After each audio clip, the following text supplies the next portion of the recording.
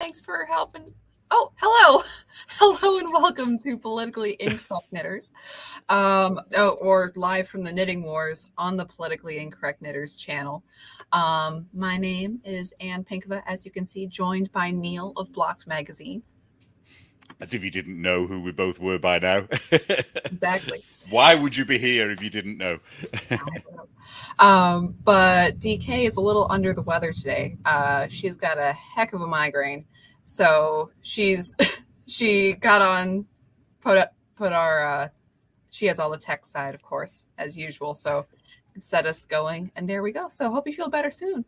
Yeah. Don't be playing games with us, DK, because she's behind the computer, and we went live and barely knew we were live. It was a bit like, oh. No, she messaged us. She's like, okay, you ready to go live? And we're like, yeah, sure. And then, oh, wait, hi. We're going. Yeah, so we have no idea which comments are going to appear on the screen for any reason. You know? Exactly. So that could be quite fun. So how are you doing? So DK's not well, so get well soon, DK. Mm-hmm. And how are you? Well, besides my doing the full Neapolitan suntan today, I have all the layers of burn. Besides that, I'm doing great. How about you? Yeah, I'm not bad. I feel like I need to put my cap on to see how big my head is. It's too small for my head. There we go. We kind of match a little bit now, don't we? It's very I'm okay. Neil, thank you for yeah, culture. I did do that thing where you have to kind of squeeze the front in, because I see them doing that on movies. Why? I presume it's to get a curve. No, I know. Like this, I have a couple of flat caps, and I had this like bent around candle actually, and I had like all of these rubber bands on it so it would curve. And then I'm like, okay, it's been that way for like, I think over 24 hours, and it's back. I'm not sure I'm a punk enough kid. Did it just spring back up like that? Well, no, originally it was like, okay, I'll curve. It's like, no, though. So why do they do that? Why do Americans curve it? What's the reason? Is it just a fashionable thing? Well, because otherwise you look like a punk. Punks have flat caps. And if I was Korean, the flat cap would go up a little and it'd say something underneath. When do you, the thing, see, I've had to undo this because my head's so big. But when do you wear them backwards? Pretend that's tied. I don't know, as a... if you're foolish. If you're feeling it. Apparently I've got that redneck trucker vibe going on. Perfect. That works for me. I can... don't mess with me. That's the vibe I want to give off. That's right. You want people to know.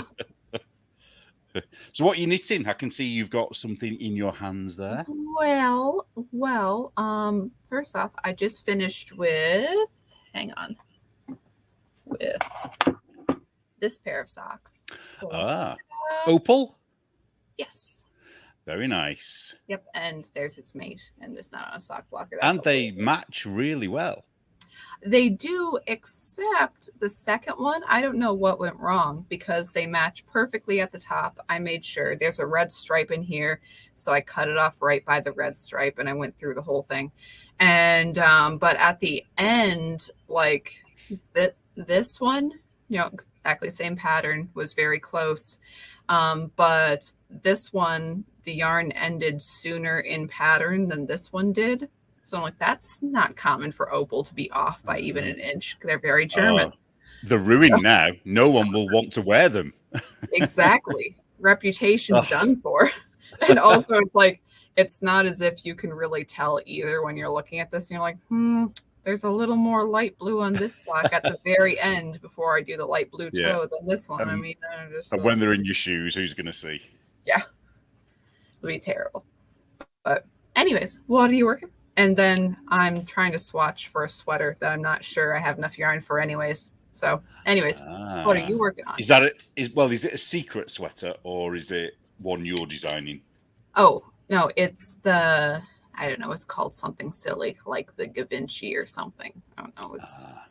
It's color work and there's lotus flowers on it. And I was hoping to use this yarn. So Knit Fuckery in the comments says it's not Opal's fault, it's your tension, Anne.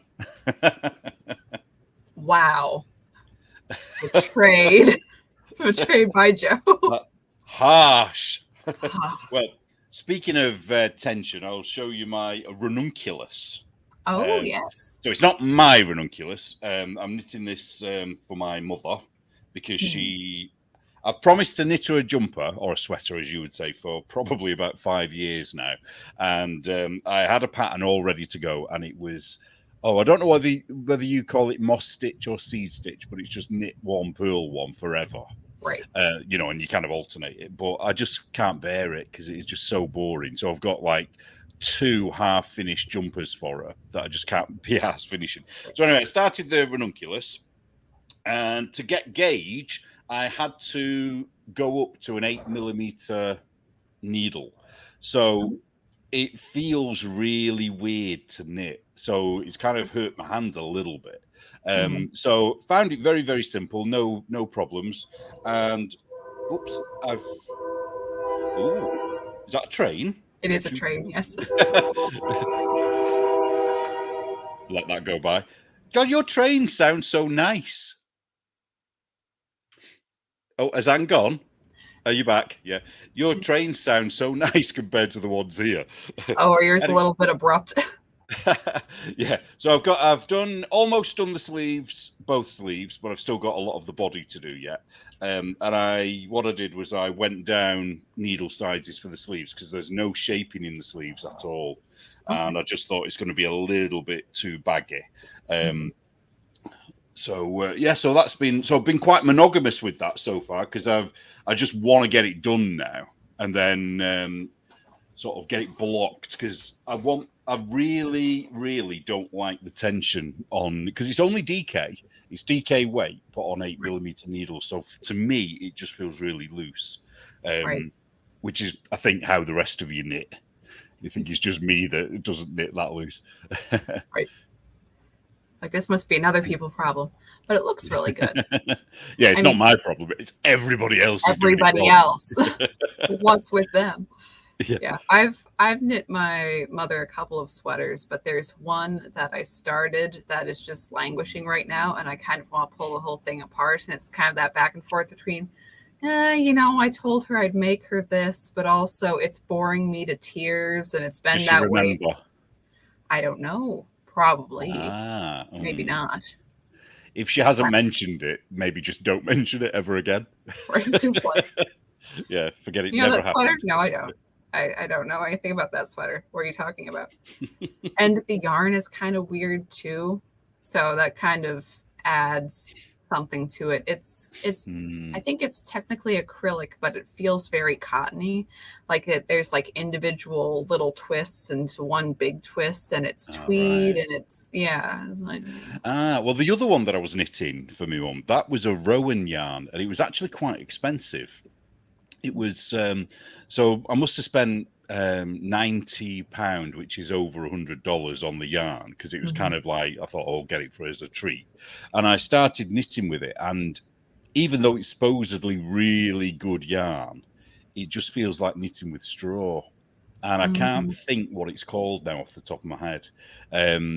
It's not, it's in the back room, so I can't tell you at the moment. But yeah, it's I'm sure it'll be really nice when it's knitted and blocked. I'm sure it'll soften up a little bit, but I don't know. Lynn, did you manage to get any of Lynn's sale yarn from Chicken Lady? I did not, though I'm sure it's still out there. So everybody check out Lynn's there's sale. Not much left. I know she's dyeing yarn, and it's 50% off on her last chance. And I'm so excited because she says that sweet maple is back, which is one of my favorite colors of hers ever. I didn't look yet. It sounded like she was dyeing it. I didn't know it's on the. I think there were some there. I think, because I'm sure I remember seeing it, thinking, "Oh, that's quite nice." So let's see what is. So bits of blue, orange, and purple. Right. There's sort of this gold brown in there, and it's this sort of bluey. Oh, because that's your starlight. No, Stardust. Stardust. Yes. That's it. Yeah. Chicken Lady in the comments. She just put, "What the hell, Anne?" I know. It's like, go and dye some now. Is that what it means?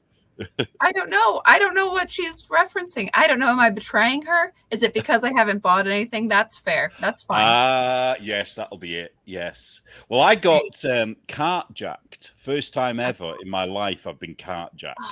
And I would have killed whoever it was. I would have killed them. But I waited, I moaned, I posted a message to moan about it, and then I tried again, and it went through. Oh, hey. So I don't know whether Chicken Lady was there thinking, "Oh, I'll let him through and not the other one," or whether it was just some weird Like thing. I don't know.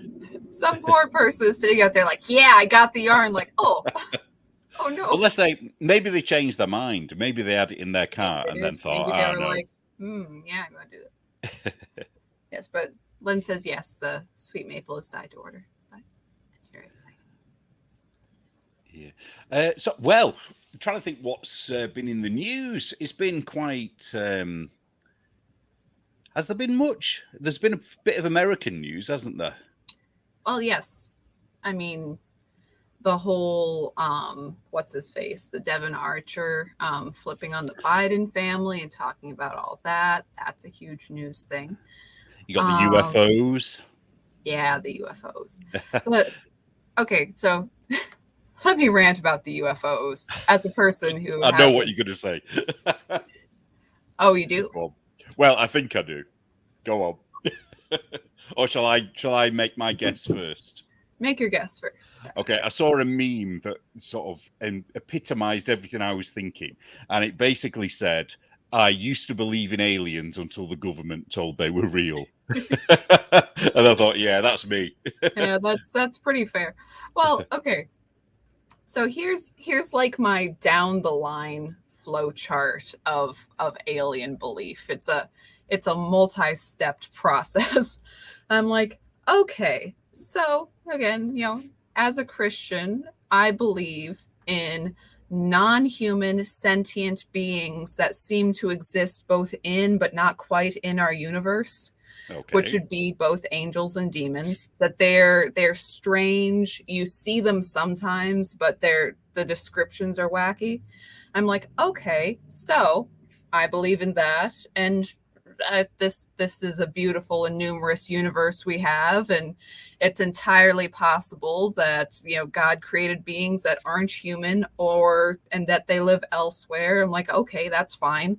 That's again part of the Christian worldview. I'm like, okay, aliens possible. Okay, check. It's like, are they little green men who are in flying saucers?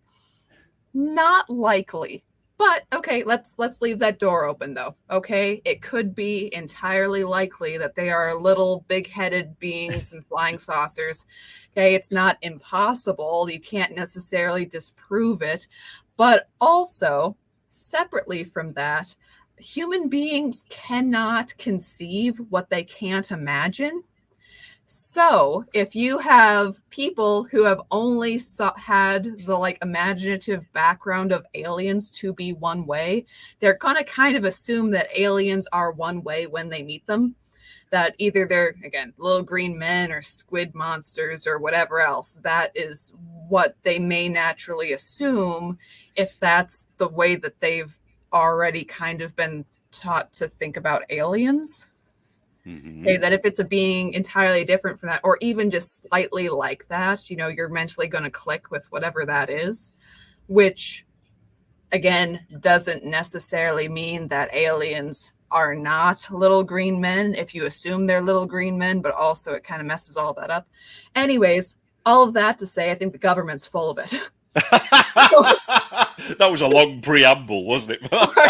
Well, what I was thinking, it's like okay, so I could mentally go through, okay, this is possible or that's possible or whatever. I mean, okay, I can entertain all of that, but I'm like, nah, man, this is stupid, and I'm not paying. I don't care. The thing I kind of what pricked my ears was when the woman asked, I don't know who she was, when she asked the guy whether they'd found extraterrestrial remains in one of these UFOs, and he said non-human. He kind of corrected her.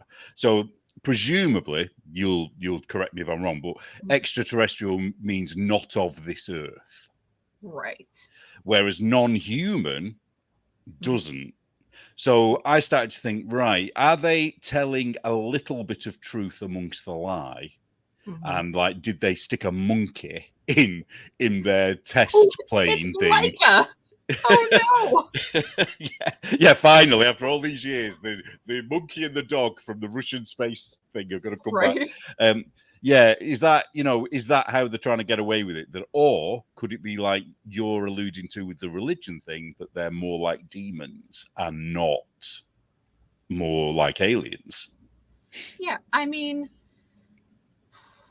and again, this is kind of splitting hairs theologically, but because something is a spiritual being doesn't necessarily mean that it doesn't have a physical component. So I have no idea. Basically, just put a big question mark there. It's like I know what has been said. I know what is I don't know what is possible. There's a lot of there, again, if you're looking at things by the Bible and you're like, okay, the words say this, but they don't say more than this. It's like, okay, so we can speculate that this means this, and you can build a little something on that, but also it can't be anything steady because there's only so much said that you can kind of create some hypothesis there. But I'm like, I don't know how this connects. And again, it's, as people have mentioned, it's weird that these alien types only show up in America. What's with that?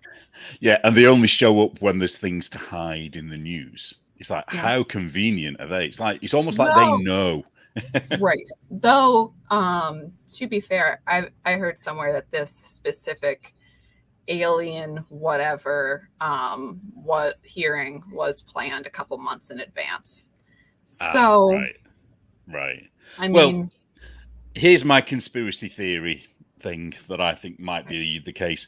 I definitely suspect it's a step towards a one world government, because if there's an alien force out there that the people are led to believe may be a threat, we're going to be more likely to accept a one world government, which is what I think they've been aiming for with the EU and things like that for decades. It's true. Though, I mean, everything is aiming at a one world government. There's, it's hot out, one world government. I don't like gas stoves, one world government. Roundabouts, I'm for it, one world government. It's, that it's sort of like the people who want a one world government are bending everything in its power to create it. Yeah. If they don't, and we're drowning here at the moment in the rain, which isn't exactly, boiling us to death, and it's not exactly the hottest summer ever, as they keep telling us it is. Right. No, that's the thing too. It's like, oh, it's global boiling. I'm like, it's been, I mean, it's not that it's been,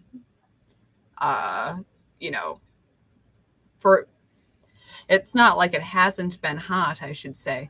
But also it's kind of like, this has been a fairly normal to mild summer. It's, the geese here haven't gone further north, which is unusual. Different stuff like that. It's like, shouldn't you be going to Canada, Canadian geese? And they're just hanging out still. So does that mean it's hotter there then, if the geese haven't left? I would say cooler, because they would go higher up, and then there's right, okay, right. So. So, anyways, did you see the bear in China? Oh, the guy standing in a bear suit. So, do you think it's a bear suit? It kind of looks like it. I wasn't sure. I kept looking at it thinking maybe it's just like a starving bear, that's got loose skin kind of thing. I wasn't sure. I don't know. I admit that I assumed it was a guy in a bear suit when I saw the video, but I hadn't seen the video for more than 3 seconds on the way by. So.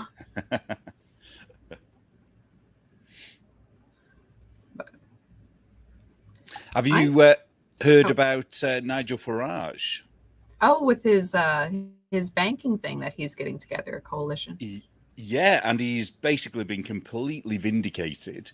So the head of the bank, so for those that don't know, he was in a bank called Coots Bank, which is part of the NatWest Bank group. And Coots is where all the rich people bank. So the Queen used to bank there. I'm sure the rest of the royal family do. Loads and loads of famous people. Piers Morgan does. Pretty certain that if you've got more than £1 million in your back pocket, you're probably going to be banking at Coots. And I think the minimum bank account, minimum balance you're allowed, I think, is about £1 million. And they tried to say that he went below that threshold, which at first I thought, oh well, that's that then, because I think I messaged you at the time saying, oh, it looks like that's the real reason. But then it all kind of got uncovered that they'd been saying some really bad things about him, calling him a racist and so on. And that's the reason they kicked him out. So now I think 2 people have resigned over it, I think, from the top. And they've actually turned around now and issued him with an apology. And I can't remember whether they've offered him his bank account back, but I don't think he wants it back. Well, it's one of those difficult situations that's like, for the principle of the thing, give me my bank account back. Also, I don't trust you people. You're terrible. Well, I think he's going to try and create his own bank, isn't he?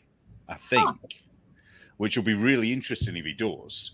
But he's set up a group, hasn't he? And I forgot what it's called, but basically it's happening a lot to people, to the ordinary people. Oh, yeah. It wouldn't surprise me if I get my bank cancelled at some point. I just don't think they've got round to me yet. You know what I mean? I think there are bigger fish to fry. So people like Tommy Robinson, he's had all his bank accounts frozen or cancelled.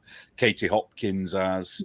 I'm not sure if anyone remembers when I did that interview with Anne-Marie Waters. I don't know whether her personal banking was cancelled, but her party banking definitely was. So that caused I think that's the reason why the party collapsed, because everybody that was paying into it suddenly there was no way of paying. I mean, you have Lawrence Fox with his Reclaim Party, and how the Reclaim Party couldn't get a banking account for years, even though it had, solid backing. And also it was so, I don't know, now weird. So Lawrence Fox, little back and forth with it. Not back and forth. I'm a little like, not entirely. But for example, Mark Stein with the Ofcom thing. Okay. Ofcom had a complaint against him. Stein was booted. Lawrence Fox said, well, that's terrible. Ofcom is the worst, but it's Ofcom's fault, not GB News' fault. I'm like, Yeah, because they hung him out to dry, really, didn't they? They did hung him out. Undid the tethers, as they say, and just let him drift. Yeah. Not only that, but Stein's like, okay, we're fighting this. I'm suing Ofcom. And did GB News come alongside Stein? Not at all. They're like, oh, please, no, not doing it. GB News has there's a few things that have come out. And I think overall they've been really good, but obviously nothing is perfect, is it? And one of the things that came out from Katie Hopkins was that GB News have said that she isn't allowed to ever go on there. There's a rule that certain people aren't allowed. So they wouldn't have Tommy Robinson on either, for example. Right. Which I think is wrong, because it's like, well, that means you're part of the problem. You're part of censorship, and they don't claim, they claim that they're against censorship. So, and Stein has said that, the leaders of GB News like to call themselves disruptors. I'm like, anyone who calls themselves a disruptor that person is a moron, and you need to stop listening to them. That person is A, super square, and B, it's like thinks very well of themselves. Well, that just it epitomizes the British media, though. You know what I mean? I think people in the British media, I think they think that they are sort of, gods amongst peasants, that they can do whatever they want. And that includes the newspapers as well as TV presenters. Right. And speaking of TV presenters, I'm going to keep saying allegedly. Have you heard about Dan Wootton? I did, but I did have more about Lawrence Fox. Right. Go back. Rewind. No, just here. I'll come back to Dan Wootton because I sent. I think we're talking about the same article probably. I'm not sure to credit it anymore. I think anyways, but back to Lawrence Fox. No, so okay, so GB News thing happened. Bam, Stein's off. Stein says, whatever, I'm suing them. He had the Mark Stein cruise. He is in a hospital right now in Italy. Like the cruise is over. They shipped him to the hospital. He was doing very poorly. And he still went forward with lawsuit number 2. Lawsuit number 1 saying Ofcom can't do this, and lawsuit number 2 being you shut down Naomi Wolf because you said she wasn't right about vaccine numbers when she had over 2,000 people of different scientific disciplines talking about these numbers, and you said it's harmful because she's wrong. Well, we're taking it to court to say she was right, and we want that also have a definitive evidence laid out for everyone ruling on that, which is quite impressive. But anyways, now Ofcom is saying, sorry, Lawrence Fox, you're running for office. You can't have a show. You can appear on a show, but you can't have a show. You're out. And again, Lawrence Fox is all like, oh, well, and he's appearing on other people's shows constantly and everything still, but it's like, but maybe you should have pushed back against Ofcom when there was a prime opportunity. Has Jacob Rees-Mogg resigned from Parliament? I don't know about him as much. I assume that he has not. Because he's got a show on GB News. Yes, and he took over Stein's slot. Yeah, and also as a last I heard. Yeah, also as a disruptor who was on the COVID panel for everything. Oh, he was. I quite like Jacob Rees-Mogg, but not for any political reason, more that he just sort of goes against the grain a little bit. But he's definitely establishment. He's very, very rich, very, very posh. I'm sure he knows royalty, like, best friends with them and all that. But yeah, I'm sure he's still in Parliament. So how he can do it, but they're saying Lawrence Fox can't. No, they don't like Lawrence Fox. Unless it's just that you're not allowed to be on TV if you're campaigning for election. Maybe if you've won an election, you're allowed to. Yeah. Yeah. Because they might think he's going to use his platform to try and get people to vote for him, maybe. Right. But sorry. Yeah, what were you doing then? I was going to measure this, but I was like, oh, maybe I shouldn't. It sounded like you were counting your money. No, I was playing with my extra fancy, sparkly measuring tape. Anyways, but do you know what I should have brought over? The Jupiter comic. Oh, hey! Because it's arrived. Have you got yours? Yeah, because we could talk about that, couldn't we? That's true. Though, Dan Wootton first, then Jupiter. Yeah. Oh, God, I've forgotten already. Yeah, so I'm like, oh. Squirrel. Yeah, Dan Wootton. It's very odd, isn't it? Very odd what they're saying about it. So Dan Wootton, for those that don't know, he's a TV presenter on GB News. He used to work for the Sun newspaper. He also used to do sort of celebrity gossip on one of the morning TV shows. Right. And from what I can gather, writes for the Daily Mail. And also he was on the evening time slot right after Stein. So Stein's show was like at 7 or something, and Dan was like 8 to 10. And his show was always like, he always had guests on and he would have people argue. But Dan Wootton is very funny and a little gossipy and a little catty, and which I kind of thought made for a funny show. It's a late night show. You can see his eyes light up, can't you, when there's something nasty going on. Right. He's right in there. He loves royal drama. He was all about that. Huge Diana fan. Anything having to do with Meghan Markle, he was about that, and he was interested. And he had and he would have like interviews with people who had been canceled, and he would have people who had been vaccine injured on, and he would talk with all of these people. But he would always have like someone I don't know, somebody especially lefty on his panel, and there would be sort of not like a verbal slap fight back and forth in this show. That there was always that level. Again, it was a little drama, but it made for a fun show. It made for, good TV. Even though every once in a while he'd have to be like, when you have these debates and it's like you end on, and you're wrong. Anyways, next subject, because it's like you can't reply. Next segment. I'm sorry, we gotta go. Yeah, he's very much so like that, wasn't he? Yeah.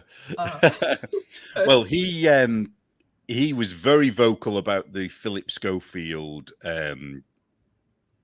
drama. So Philip Schofield, for those that don't know, was a TV presenter for years, sort of establishment TV. Everybody loved him, supposedly. Right. And allegedly, some of this is true, but some of it isn't. So that's why I'm saying allegedly. Allegedly, he was having an affair with someone who may or may not have been underage. So it's looking like the evidence is that the person wasn't underage, but there's a lot of speculation that he might have been. So I don't think there's going to be any criminal charges there. Then, so Dan Wootton basically hates Philip Schofield because he believes that Philip Schofield got him fired from a show called This Morning. And so he's hated him for years, has got a real issue with him. And he went in for the kill with Philip Schofield. He brought up everything. He had every guest on that he could find that hated him. Right. And, really, I don't know, stuck the knife in a little bit, really. And it was a little bit, he went a bit too far, I think, because you could see how much he was enjoying it. Then we had, go on, Anne. Sorry, go on. Sorry.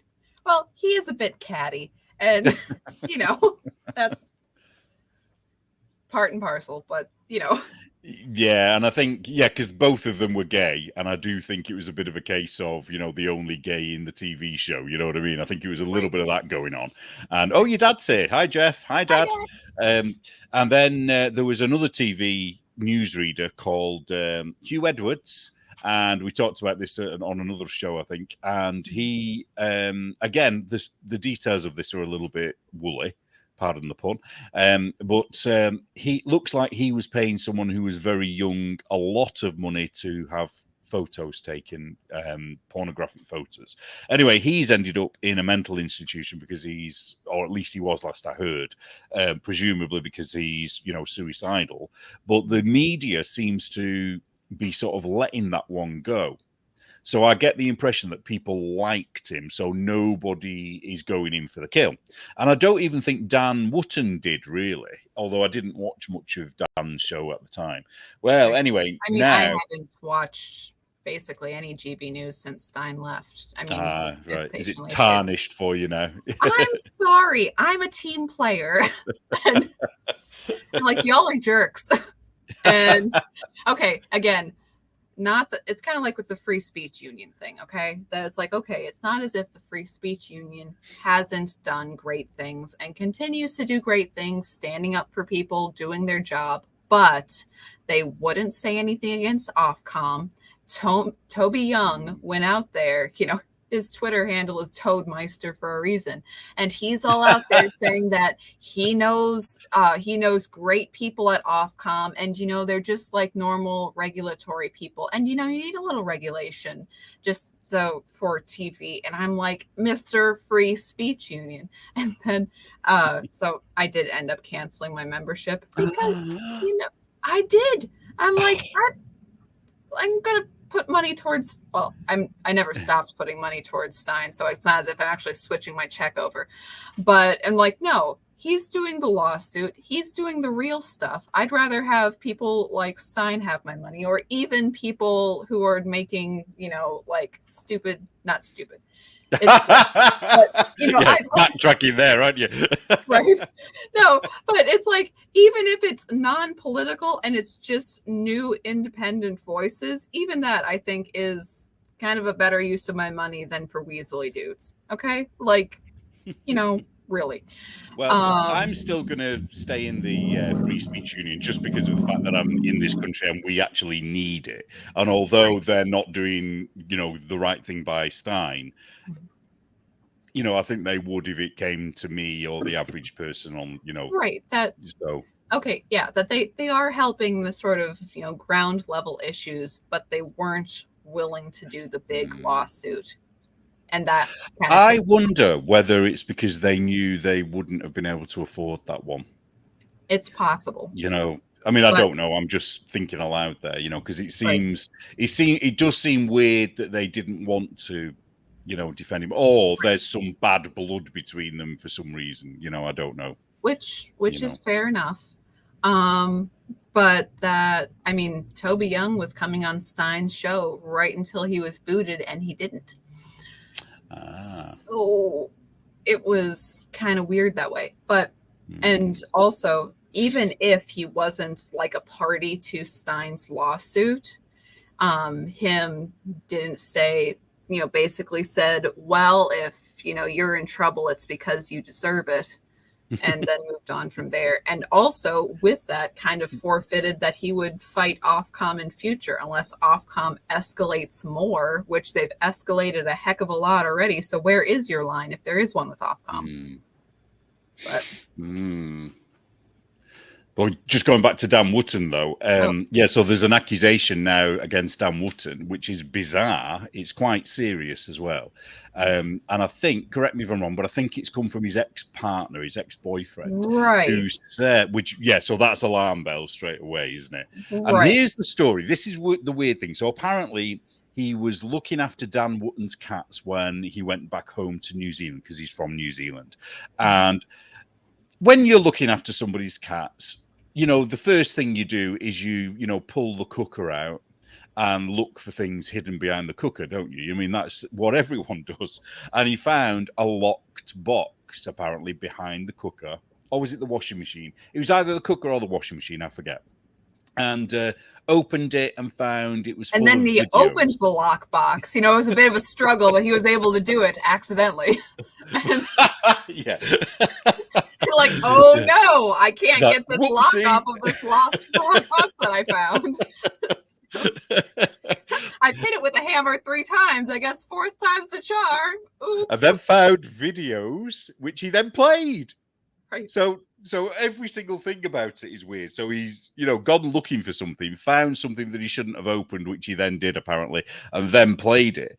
And then what it's supposed to be is video footage of men having sex with each other. The Dan Wootton, one of them at least, Dan Wootton used to work with, and the other one was a rent boy or a paid male prostitute.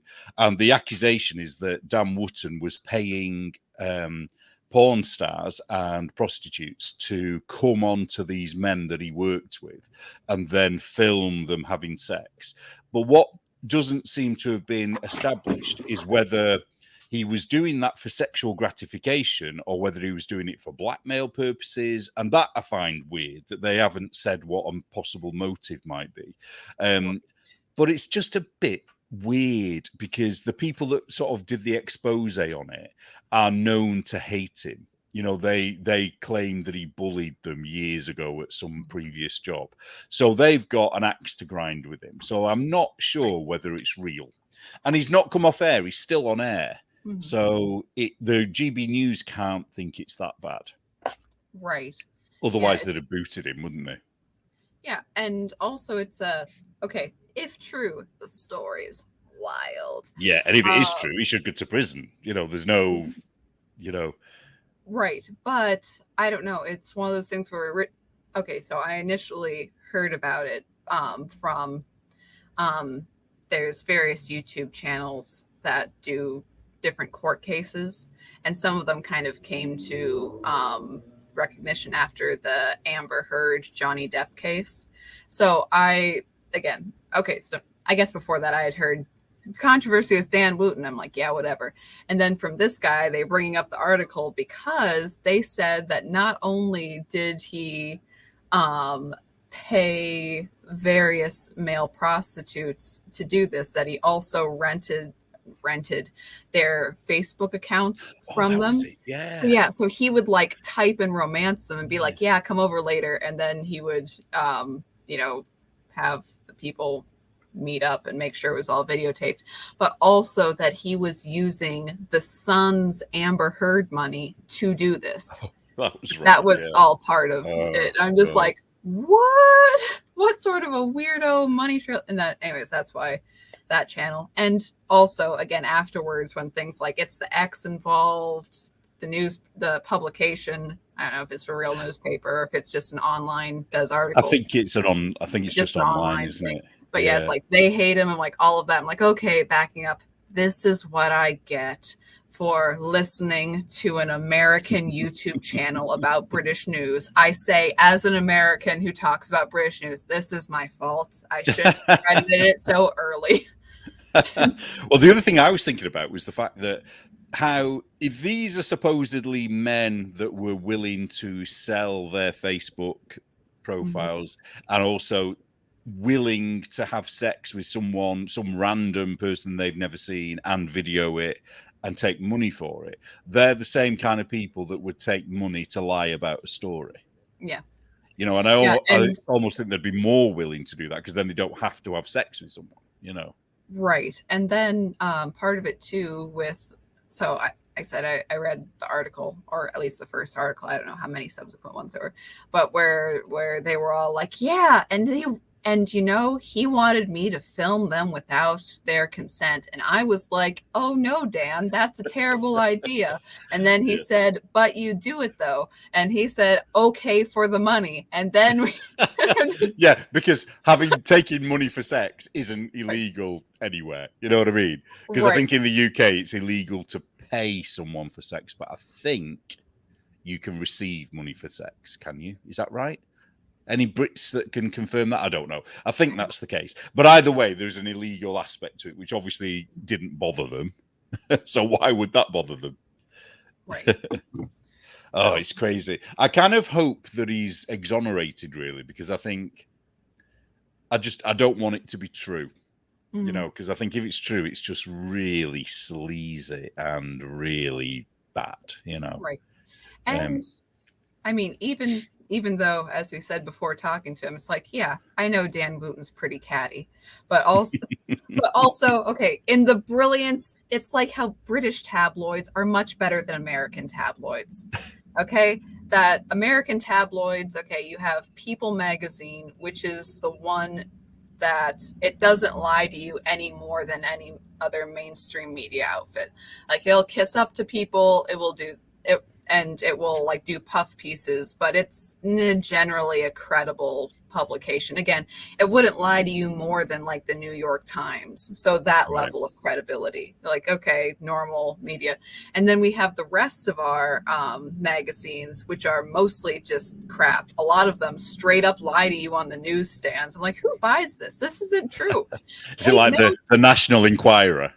No, the National Enquirer I would put as more credible as a couple of the ones that are out there that, they're always like, like when it's British news, it's, Kate Middleton's pregnant again. I'm like, if every time that magazine said she was pregnant, she'd have like 8 kids, it'd be crazy. And or stuff like that. And then the National Enquirer would be like secret tapes of whoever together, and they'll also do the bad celebrity beach photos, which are always a good time. But was it the Enquirer that used to do all the aliens stole my foot? No, that was the Weekly World News. I miss the Weekly World News, but they went out of business, and they said because real news was much weirder than That Boy Lives. Yeah, because wasn't it the case that there were actually a few things that were true in that? Like, I don't mean the alien stole my foot thing, but there were a couple of really ridiculous things that came true. Annie in the comments has just said Dan Wootton has got a GoFundMe for his legal fees. Oh, wow. There you go. Don't tell our favourite yarn dyer.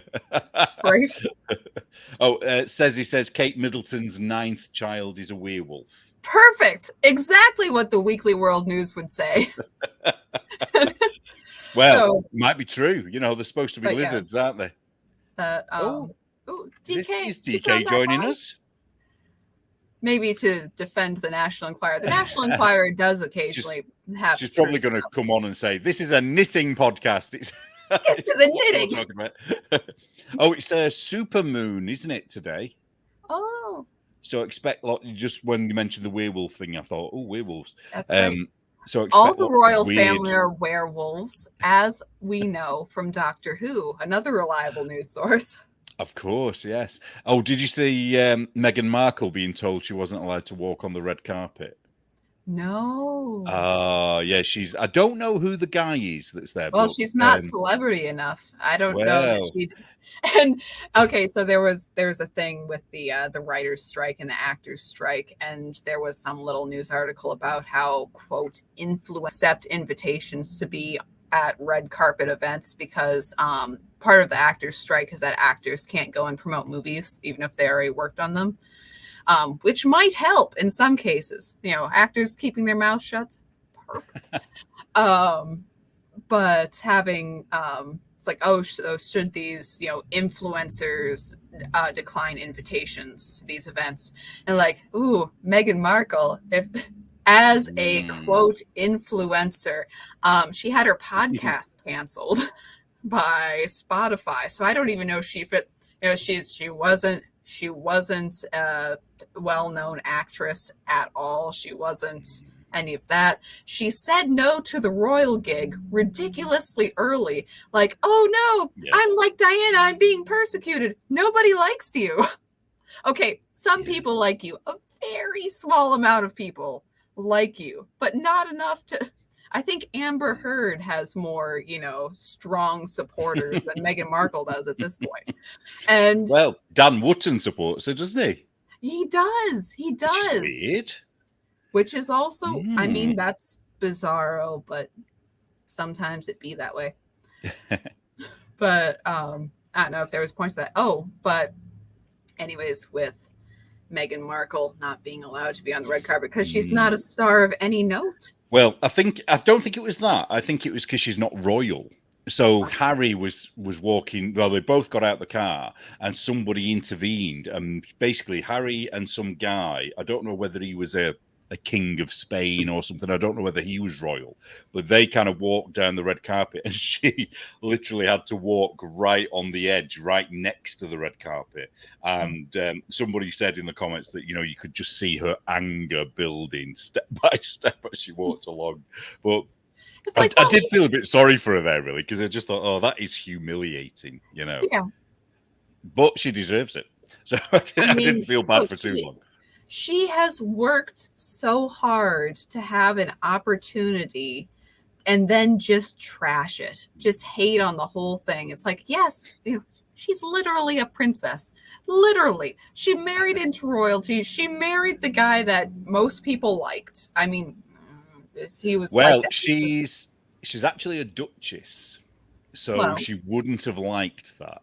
So now she's a duchess because they were downgraded, weren't they? They were demoted, so she won't be happy about that. So a duchess is the same as Wallis Simpson. She was a duchess, wasn't she? Which basically means nothing. They don't. I don't think they get the best seats anywhere. It's like that basically means nothing. But while we're at it, if anyone wants to make me a duchess, I will accept. I will wear the tiara. I will kiss the babies. And I will learn how to say thank you, hello, goodbye in 20 different languages, and I will get it right. And do that weird handshake they do where they have the hand like that and then they push you away. Yeah. That's what they do. They handshake and then they push you away so that you don't stay too long. That's how the Queen used to do it anyway. Oh, there was some Prince Charles news, wasn't there? And I forgot what that was. Does that ring a bell for you? Prince Charles? Not really. News? I did see that Ms. Markle had some sort of fight with the Beckhams and then she was like, yeah, and I won't be quiet about this. And it's like, that's right, because you need something. The Beckhams, who have been friends with the royal families for years, and at this point, I mean, it's kind of like the Clooneys. It's like if you're palling around with the royals that long, I'm kind of thinking that they have more like decorum and be quiet in public and be nice to people, that level of like responsibility that comes with Yeah, royalty that they have like it more down than Meghan like does, certainly. like Ghislaine Maxwell and Jeffrey Epstein. Yeah, it's a Oh, thing. Des has just corrected me. Did I say Prince Charles? She said King Charles, Neil. Yes. I've But off with my head. But yeah, anyways, that there's a certain amount of, I don't know, that what's the phrase, that there's a certain amount of, nobility that comes with that responsibility, that you have to have Yeah. respect towards it. Yeah, I don't know. Well, it's responsibility, I suppose, isn't not responsibility. What's the word? I know what you're saying. Yeah, you have to act in a certain way, and and the Beckhams. To be fair to David Beckham, he has worked hard to foster that relationship. Because I'm sure they're not the nicest of people to be around. Some of the royals, you know what I Not mean? saying that I'd pal up to the Beckhams, and then they have there's a controversy a little while ago with one of their sons that they put like hundreds of thousands at least of pounds towards him having his own cooking show, and he was all like, look, it's a sandwich. Before that it was photography. Right. They spent thousands, well, probably millions on him. I think they even had before. Is he still alive? David Bailey. I think he had, one-on-one lessons with David Bailey before he died. If he's dead, I don't know if he's alive or not. Yeah, so he was rubbish at that, and then he married. Who was the actress he married? I've forgotten her name. But apparently, he's just spending all her money. He's just spend because he doesn't have any income of his own apart from obviously what his mum and dad give him. Allegedly. Right. Well, okay. So Liz says Beckham wants a knighthood. Okay. Here's the thing. Yes, he probably does. Would much rather that King Charles or whoever else gives David Beckham a knighthood just because he's his friend, and just be like, okay, yeah, whatever. You're my bud. You're a knight now. And everyone goes, yay. I would much rather have that than have every Pfizer doctor and every, like politicized donation person have, what was it that, again, King Charles, that he had a little bit of a pay to play for knighthoods when it came to random Arab officials and princes and stuff, that it was like, oh yeah, we'll make allegedly. Allegedly. No, but I'd much rather be like, oh, it's like, we're going to give a knighthood to you because you really got out the word about the shot. I'd much rather be like, yeah, this guy's my bud. He's a knight now. I'm giving him a title. Be like, okay, Well, it'd be more honest, wouldn't it? It'd be more, it'd be like, and as long as we're not expected to throw a super huge party for this, be like, and my buds get titles. Be like, okay, your buds get titles, just so long as it's not like a huge. Well, when you think Jimmy Savile got a knighthood, yeah, that's very true. You kind of think, well, if they gave him one, they should give everybody one. There's nobody's exempt. It doesn't matter what you do. Sorry, I forgot what I was going to say then. So knitting news. Before we came online, I just checked on Reddit Craftsnark, and there's a little, it's not too bad, but there's a little bit of pushback against Andrea Mowry at the moment. Oh. And it's because I think it's her 40th birthday. So she's put a discount of 40% on all of her patterns. So go and check that out now. I think she put the code on her Instagram, but I won't say the code out loud just in case she hasn't and then get into some kind of trouble. Right. I think what extra secrets. Yeah, and I think the reason they're annoyed about her is, one, because she's white, clearly, because that's usually the issue, isn't it? Let's face it. White female, reasonably attractive, Yeah. But also she's now, somebody said, whether this figure is correct, but I'm just quoting, she's the top 40 patterns out of 41. So there are people that have released a pattern today or yesterday that are sort of small designers, and that's kind of been swallowed up by Andrea Mowry. So they're a little bit sort of annoyed about it. So I just find it quite interesting how soon they will turn on people. For no other reason than that, but they don't seem to care about her copyright infringement policies, which that's my only issue with her. Everything else, I just think, oh, good luck to you, Now it's not her, it's the Hunter Hammer, whoever, who gave all the pattern money to abortions, right?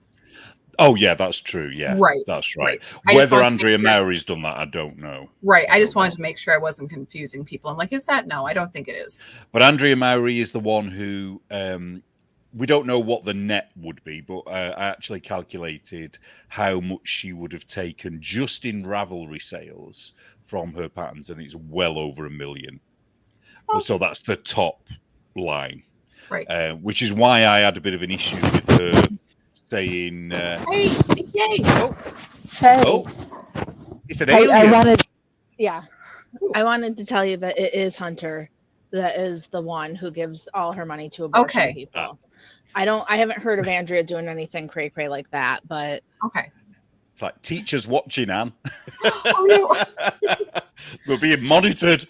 I've been listening. How are you feeling?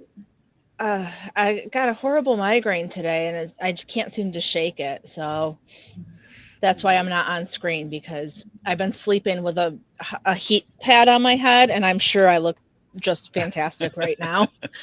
But oh, migraines are the worst thing ever. If you don't have them, anybody, you've no idea how bad they are. How long's it been? How long's this one lasted? It started last night. I thought it would be gone by now, but that's okay. It'll be okay. My mother-in-law's here doing the parenting things with my husband, so they fed them, and I'm uninvolved today, which is nice. So they'll survive. They'll survive tonight. Somebody's watching them. It's not me right now, so we're good. But I didn't mean to come in and break up the conversation. I just wanted to mention that, Hunter's the one that causes. Yeah. She's really a piece of work. She's. And one of the things that really surprised me about, Andrea Mowry patterns and stuff like that. Okay. Hi, I'm out here in the knitting boondocks, both physically and online. We're out here with the conservative knitters. Yay, awesome, go us. But knowing what's hot on Ravelry right now, no idea, never an idea, nothing. But when this past spring going to the Knitting McPurley retreat, and we went into one of those popular lefty yarn stores. I'm like, this is quite an experience. They have spin cycle yarn. I've never actually seen this in person. And I'm looking at it wow, it is expensive. Well, this is interesting. And looking at all of these quote known brands, and they had a rack of all of the sweaters, and there was Andrea Mowry design after Andrea Mowry design. And even I was like, oh, I recognize this. This is, and again, that it must have been a weird, it's kind of Star Trek, we're on an alien planet here. I'm like, no, wait, I've heard of this. I've heard legends of the sweater. And look, I can flip it inside out and I can see, oh, this is how it's constructed. Were you impressed? I was generally. I was like, no, these are perfectly fine patterns. These are great. Yeah, because on Craftsnap, there seemed to be two types of people. Ones that were saying that they're really poorly written. This is Craftsnap, Andrea, if you're watching. And then other people saying, no, they're the best patterns that they've ever read. You know what I mean? Well, I didn't see any of the pattern itself. I just saw the finished product, and I'm like, no, there's nothing. I'm like, okay, cool, sweater. I like it. I didn't then go out and buy any of her patterns, but I'm like, there was, I don't know, I found it very interesting. Did you see, is it called the Night Shift? Is that the one, is that one of hers? Is it Night Shift or Night something? If somebody's in the comments can confirm that, because I like that pattern. Shift. It's her then. Yeah. Oh, hey, hello. Hey. Hello. Pro-life knitter is melting. I am melting. I'm melting. And how are you? Global boiling. I am global boiling. It is 80 degrees in my house with the central air running. And the window unit in my room died. So. Is it no joy with that? No. Let's see if I can position y'all so I can cook. So that's all your yarn money gone then for a year. I don't think you realize how much air conditioners. It's like more 10 than years. 1 year's worth of yarn money. It's like quotes between $16,000 and $19,000 What? to replace it. For a fan? We have central air here. It runs through the whole house. So Oh my God. Yikes. it's original. It's 20 years old. So Right. Well, that's the first time I've ever been glad I don't have it. Just for the cost alone. Yeah, God. I mean, the window unit's only like $200. So, but that only cools off one room. Wow. So you are hotter than me at the moment, then. Damn. And I'm getting my pretty knives out for you, Neil. Okay. But luckily, so you have a weird. cool hat, and the cool hat will, What's the cool hat? What's the cool hat say? Motors. Anzi's Daredevil. I have no idea what mine is. I just got it off Amazon. It was quite cheap. It's a new hat, but it's been made to look like it's an old hat. I hope. You didn't just go on eBay and find a random old one. Yeah, I didn't just steal it That's off what some I homeless would've guy in done. the street. So I have no shame in my game when it comes to buying stuff used. I'll be like, give it to me. Like, I don't care. I'm funny about that. I don't know why. But Amy, your knife, does it have holes in it? No, that was the cover. Oh, right. Oh, I thought there was bits. Does the whatever it's covered in not come off when you're chopping food? Well, you don't leave it on to chop the food. Oh, you it's mean what? the color?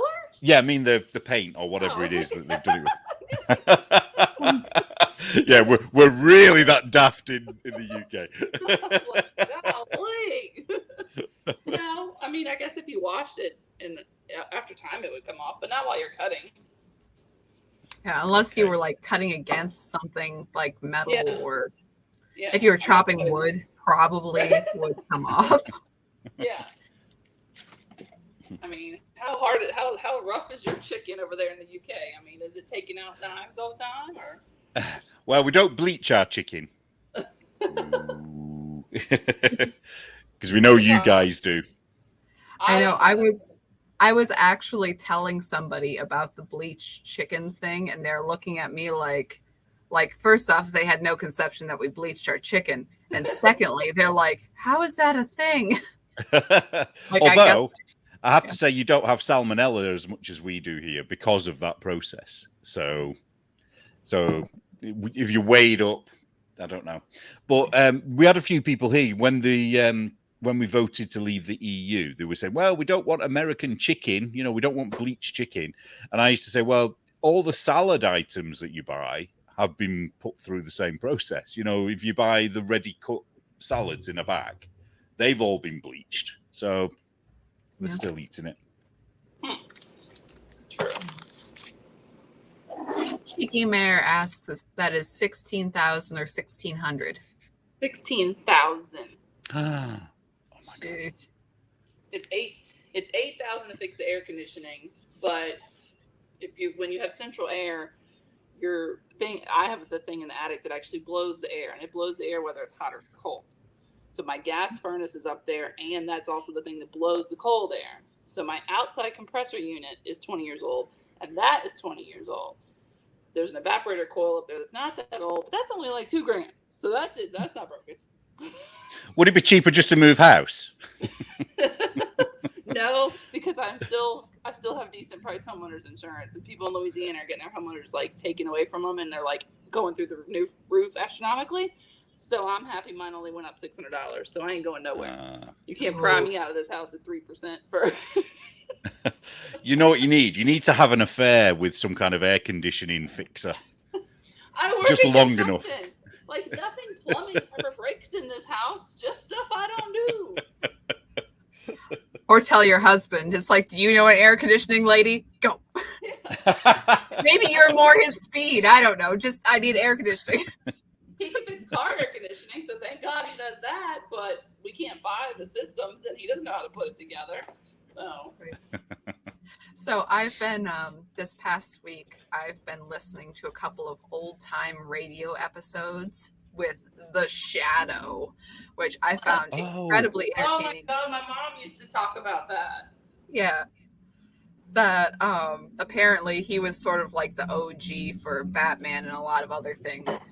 The very first hero, wasn't he? The very first one. Was it The Shadow? No.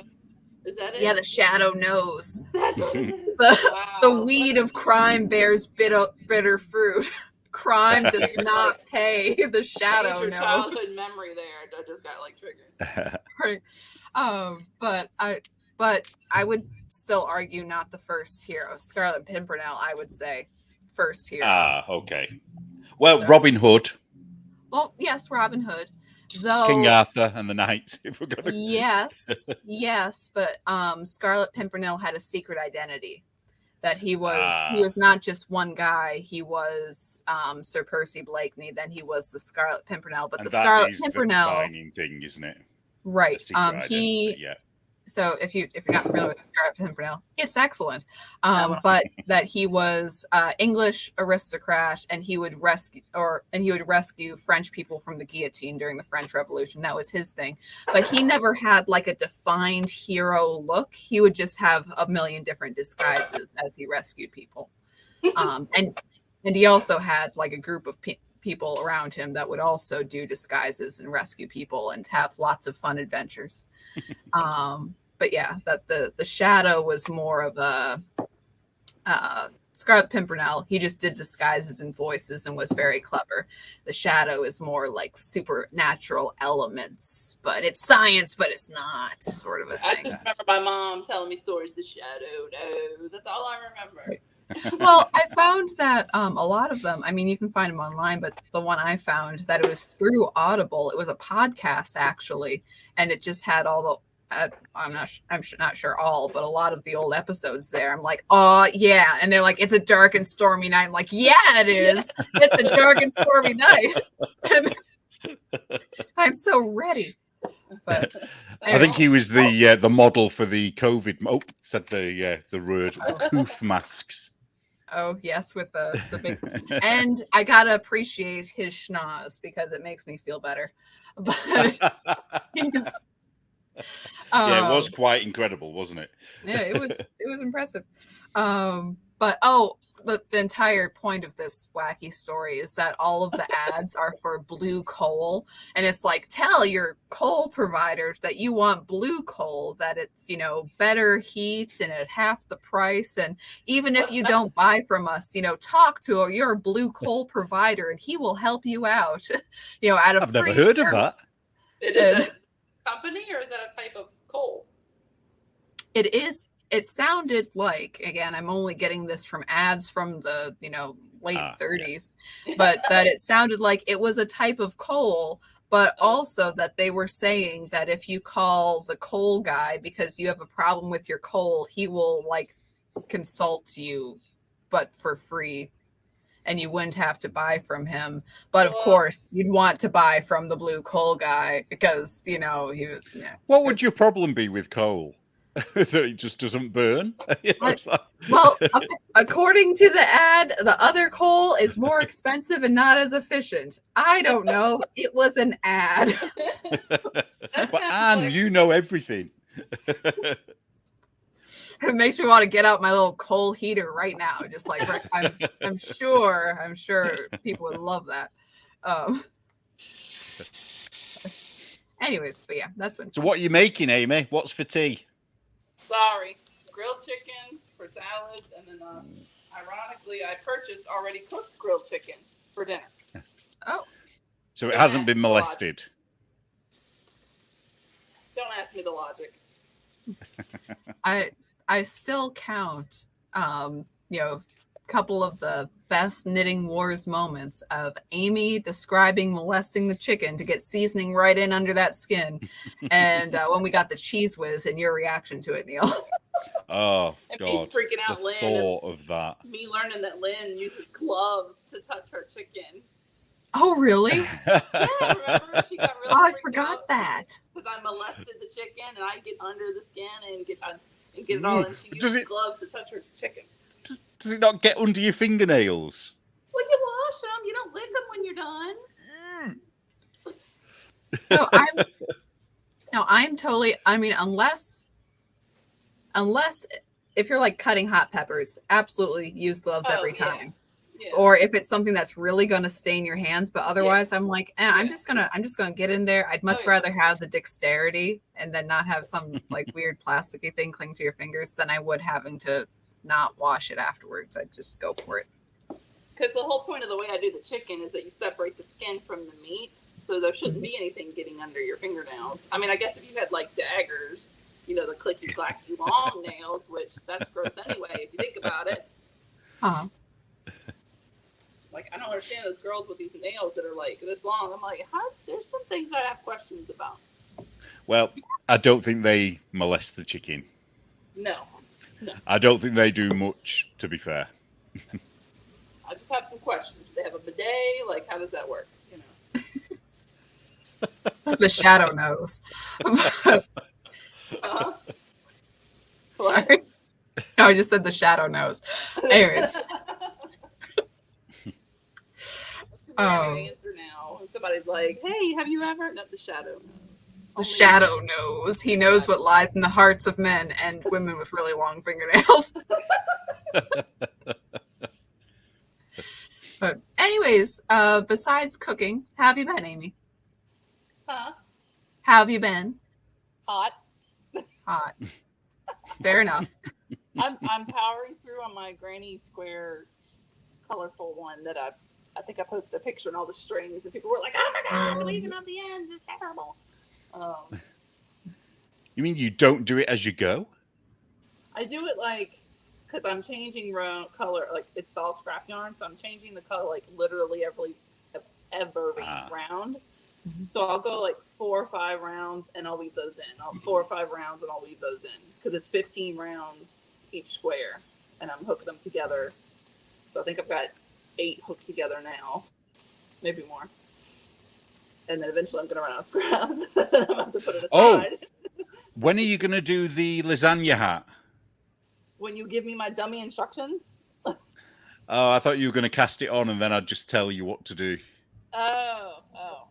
I know. I need written dummy instructions. I mean, not like the whole thing. I mean, you know, I need to understand how that part works. Yeah, what I might do is I might do a little video. That'll work. I'll just do. I won't do the twisted stitches all the way around. I'll just do a couple of them and then show you how that works. It's really simple. It really is. It's just that she described it in a complicated way. It was like stupid simple, and I just wasn't understanding. You know? Yeah, it didn't make much sense, to be fair. So I don't think it was you.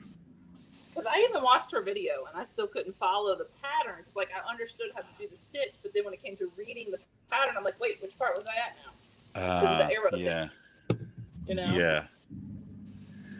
Yeah, I know what you mean. Yeah. Sorry, Am. Go on. So here is my sweater conundrum, and let's use live airtime for this. So here is my pattern, right? It's very here. Oh, that's pretty.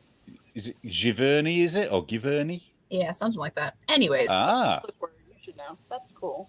Yeah, and it's a brand new pattern, and it's lovely. It's by some Ukrainian chick, Olga Putano, I believe it says. Anyways, so she does all these fancy yoke colors things. So I have double this. That green and orange are perfect. That's pretty. So I want to.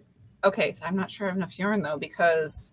Okay, I got, like I said, I have a ball each of these colors. Okay. And I have, so one of these is 370 yards. So if I use the light green for my main color, which I think would be very pretty. Yeah. And then I do, so you have the flowers, and then you have the kind of the greenery underneath. So I think all the flowers in orange. and then have the little lines that are white for the leaves. Is it only 3 colors though? It looks like there's more than that. It might just No, be. in this there's 4 colors, Okay. but I do 3 because that's the yarn that What I you've have. got? Yeah. Right. So I'm trying to figure out, and then so it's a size 6 needle, and this is on a size 7, which I think is reasonable. I did it on 8, and that just seemed that much. What's that in millimeters? I'm no good with the size, the American sizes. Here, let me. Here, I have this lovely pack.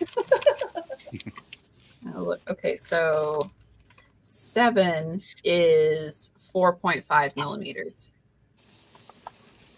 So anyway, so like I said, 5 was too much, but I'm going to have to do some finagling if I want the yarn to stretch. So I'm like, okay, so if I do the ribbing in the orange, and that would buy me a little more yarn, and I do the color work and I go up to like an 8 in the color work sections, even though that's too loose for the main, that might help me a little bit. And it says that the gauge is it's funny because she says 20 stitches for 24 rounds, and like she doesn't actually give what the measurement should be in those things. I assume. So 20 stitches around the whole sweater. I'm like, okay. It's like that you're not actually giving it safe to assume. Yeah, safe to assume. All right, so if I measured correctly, I'm like, okay, so this is 18. So again, that buys me a little bit more. But is it in the round or is it knitted flat? She says in the round. I just did it knitted flat, which is probably a mistake. Well, I was going to say, is your gauge the same? Some people it's the same, some people it isn't. Probably a little different. And this is okay, so this is old Draper yarn, and I actually bought it at the Ritzy yarn store that I was talking about because it is so fluffy. It is like so fluffy I'm gonna die. So I'm very excited for this, but I'm like, this is a lot of half smudging things in order for it to work. What would you do if you run out? So one of the things you could do is because that's got cuffs and a border, hasn't it? Yeah. Are you knitting the borders in there, or are you going to leave them out? I was going to knit the borders, but also I'm knitting the borders because the more, if, like I said, I have as much light green as I do orange, and then I have a smaller amount of dark green. I'm like, okay, but the more, I guess I could even do the dark green for the cuffs. That might work on a light green sweater. Yeah. It would. I'm just wondering whether it just looked too, too jarring. Because it's so pale. That very pale green. It's green, right. Is it? Is it like a minty green? Is it? Yes, it's very minty. But yeah. I just wonder whether if you had the green cuffs, it might. I don't know. What do you think, Amy? You don't have a cream to intervene and go in there with the stripes and your flowers and stuff? Well, I could. I mean, I'd have to grab another yarn. I was kind of hoping to keep it to these 3 because they are a similar, their weight and the texture is very much the same, and it's kind of difficult to. I mean, I would like a different color cuff. I think it'd be cool, but Oh, well, don't listen to me. Listen to Amy. Well, what do I know? I know nothing. And I think color-wise, if I had it all in the light green, I'd be happy enough. But I don't have enough yarn for that. Is why. I mean, it would probably look weird if you didn't do like if you did the is it constructed in such a way you can do this part and the cuffs and the bottom band in your dark green. See, then your body is the light color, and then your orange is your. Hey, Anne, what weight is that yarn? It is, I think it says it's DK, but I also think it's line. Okay, this says that it's sport weight, which I don't know. Because I have that in my stash, and I might even have it in cream. What? Which is why I was asking. Right, but I don't know. I still haven't sent your gift, so. If you need that cream, wouldn't be awesome. I'm happy enough with the colors as they are. So I'm going to try this trick next time. I'm going to say, oh, I've not quite got enough of this yarn. Well, and then Tabitha kind of did that with the lovely Benedicta. Oops, right there, over the chair that I did, where I'm like, I'm not sure I have enough yarn, and Tabitha's like, I have it, I can send it to you. She didn't, luckily, because I'm like, no, Tabs, I'm good. Like, I'm not going to guilt you into sending me yarn. Between us all, I think we've got every yarn ever made, ever. No, it's like, no, I can half scrimp together something because I'm being stupid. I understand that about myself. It's okay. And I'm also looking at this lovely colorwork sweater. I'm like, Anne, why didn't you do like a regular old striped raglan? You know, one that there wouldn't be yarn hanging behind it, and it would just be a nice sweater. I do think it needs cream. Sorry, DK. I do think it needs the cream. I don't know. I like keeping it in the midtones. I'm just, Yeah. Well, you'd have two. You've got two. Well, you've got a very dark one, haven't you? You've got dark, medium, and light. Right. So then you'd have a second light one if you have the cream, presumably, unless it's a beigey dark color. I don't know. I don't know. I think you've got two green, and then if you get a cream, you've kind of got two in the sort of yellowy, orangey family. Then, haven't you? Kind of. Well, that's fair enough. I mean, I have. Here. You could just get the yarn off DK, sorry DK, and then at least look at the four together and see what you think. Yeah, I think we break it up a little bit. When DK talks, it's like God he's talking, because you don't know where the sound's coming from. I'm sorry. See, he says, don't listen to them. See, she agrees with me. Well, Keep Going says it gives a Southwestern vibe if that's what you're going for. So, I mean, yeah, it's kind of, I don't know, it's kind of herbology class. That's what I was thinking. There's something very weaselly about it that I like. Yeah. I don't know. It's also one of those things where I fell in love with this yarn and the color, and I'm like, but will I wear it though? I don't know. I want to make it awesome whenever I do. You would wear it. I wouldn't wear it. So that's why I don't make many sweaters. So. Well, now I've done my colors. I can only wear my colors. So I can only wear blues and pinks, apparently, which is a bit like, oh. Yeah. I downloaded the app to figure out how to get it to tell me my colors. Sorry, say that again, Amy. I downloaded the app, but I couldn't figure out how to get it to tell me my colors. It just showed me different color boards. Oh, did you take your photo? No. Did you upload a photograph of It didn't tell me to. Ah, right. Well, do you need that writing down as well? Sorry. Yeah, I think you need to upload a photograph. It didn't. That's what I kept thinking. I'm like, it's just showing me these color things, and it didn't tell me to do anything. It told me to sign up for something, and then some. Oh no, you don't need to do that. Would contact me? I'm like, oh no. So maybe I clicked through too fast or something. Oh, he just says, I will never understand the insanity over the whole colour thing in the 80s and 90s. It was crazy and hilarious. I remember that, yeah. I don't remember it happening, really. I remember somebody having it done, but it wasn't a big thing here, I don't think. You were, yeah. Well, I just remember reading that I'm cool, a cool summer, so I just stopped at cool. That's enough for me. You're like, okay, I'm cool. I'm whatever pasty white you can see from the space station is. That's what I am. I think that's what cool Anne summer. is also. That is true. Except this week. No, isn't Anne? Anne must be an autumn, surely, because you like orange. Well, you look good in oranges and browns and greens. Autumn colours. Love me a deep purple, A+. This color, very fond. So, I don't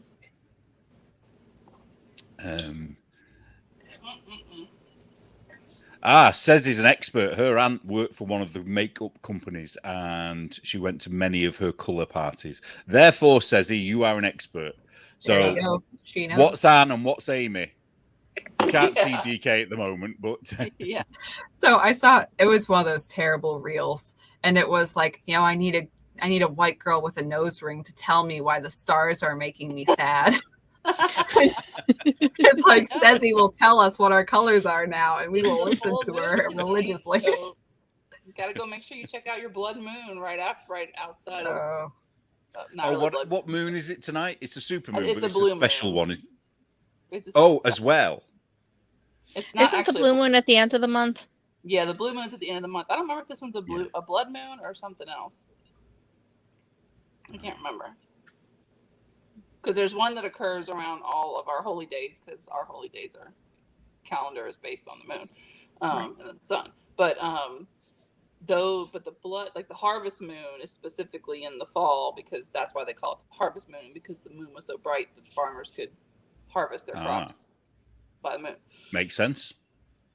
So supposedly it's supposed to be really pretty tonight. So we'll see if it's. So why is it a blood moon? Because it just looks like blood. It looks like the blood. So it wasn't a sacrifice night. I don't think it's really a blood moon. I don't think it's going to get red enough for the blood moon, because I don't think it's close enough. Well, I should look out the window, really, shouldn't I? Because it's already out somewhere. It's like, yeah, Mr. Expert. Yeah, all I've got to do is just walk over to the other side of the room and look out the window. No. I'll ask these people who are hundreds of miles away. I don't know about the moon thing. It's like, just look out the window. Yeah, do you have a moon in America? Yeah, we do, but it's not up yet.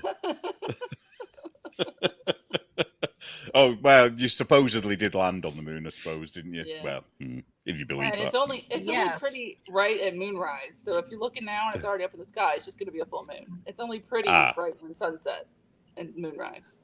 It's long gone then. It's pitch black outside. Sunlight nonsense stuff, you know. Yeah. Everybody's saying that a blood moon is a lunar eclipse. Thank you. And then the blue moon is the second full moon in the same month. Right, yeah. But there is a name for this moon tonight. I forget. I saw it. It's a super moon. Yeah. Closer to the Earth than usual. That's what LR says. There was a cool name for it. The internet told me so today. Yes, I saw it, and I can't think what it was. It had a Shall I weird do a name. quick search? That's what I'm doing. See who gets there first. All right. Sturgeon full moon. Goes. Oh, damn. She did it. You win. Valuable cheese. So it's a fish moon. Let me see. That's not fun. Okay. Or a Nicholas Sturgeon moon. The full sturgeon moon reaches its peak today. August 1st, full moon will appear in the afternoon of Tuesday, August 1st. I didn't see it. Reaching peak illumination at 2:30. Well, obviously it's there and you can't see it till the sun goes down. DK is the moon. Peak. Look, she is the moon. Look at her picture. Moon representation. So it is a super moon. Why is it called a sturgeon moon? I don't know. They don't tell you. I would say Nicholas Sturgeon, definitely a werewolf. I think that's a fair description. There's all kinds of moons. There's a buck moon and a pink moon and a flower moon. Well, I'm sorry. I had to scroll. I'm sorry. Stupid American. Is there a frost moon? I know of a frost moon, I think. Why is it called a sturgeon moon? Because each month has yeah. It's a sturgeon moon because I think that's supposed to be moon. I was going to say, who has a name for their mother each month? Well, it's like, birth flowers. It's like, you have a gemstone, but sometimes the gemstone is different depending on who you talk to. So astrologically, what's supposed to happen tonight then? I know you don't believe in that. Absolutely well, I don't either, really. Nothing. Nothing. Besides that the moon is full, so the tides are going to be all. But I will say, kids go batshit crazy on a full moon. I don't know what it is. Yeah. I'm just going to tell you it's the truth. So...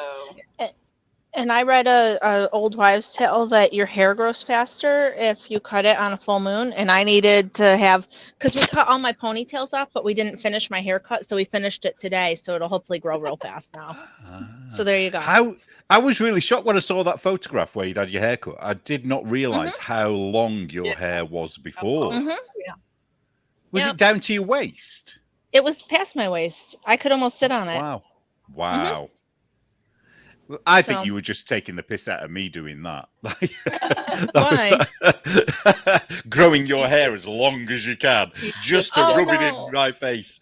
No, I Did you donate it? Yeah, I gave it to Wigs for Kids. Okay, cool. Cool. So Did you cry when you cut them off? no, and my youngest actually cut off some of the ponytails, so that was kind of fun and different. Oh, that's cool. Mm-hmm. Were you a bit nervous when she was doing it, or he No. was doing it? No, I just I don't like my hair short, so I was not a fan. But hey, like I said, I cut it. We finished my haircut today so that it'll hopefully grow faster.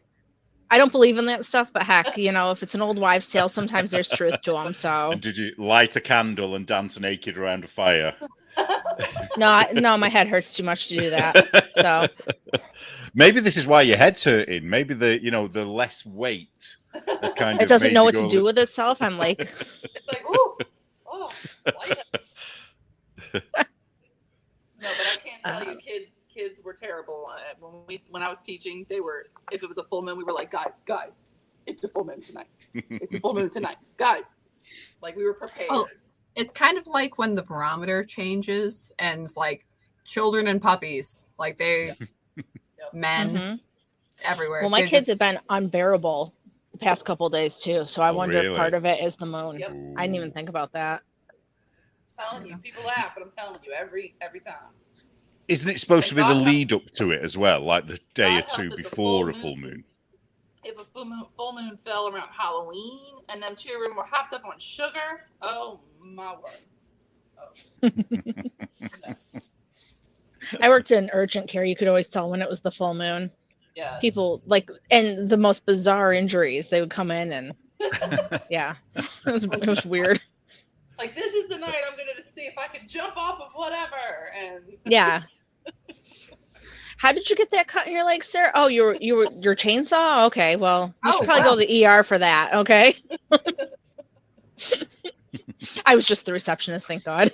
hey, you're making a mess on my floor. I'm gonna need you to go to the ER. Yeah, I won't mop that up later, thanks.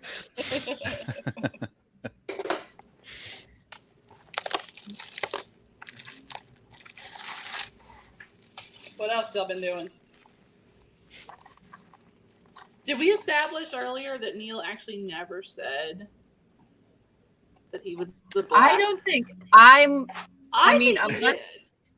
unless he was going along with what somebody else said. No, I Neil said- has asserted that he is a black woman, but he has A never black said lesbian. disabled woman, I have said. Black disabled woman. But I've never said lesbian. Not that it matters, because it's all okay. ridiculous anyway. But it became a big thing. Because I remember you joking that I as a black woman, I've heard you say that. Yeah.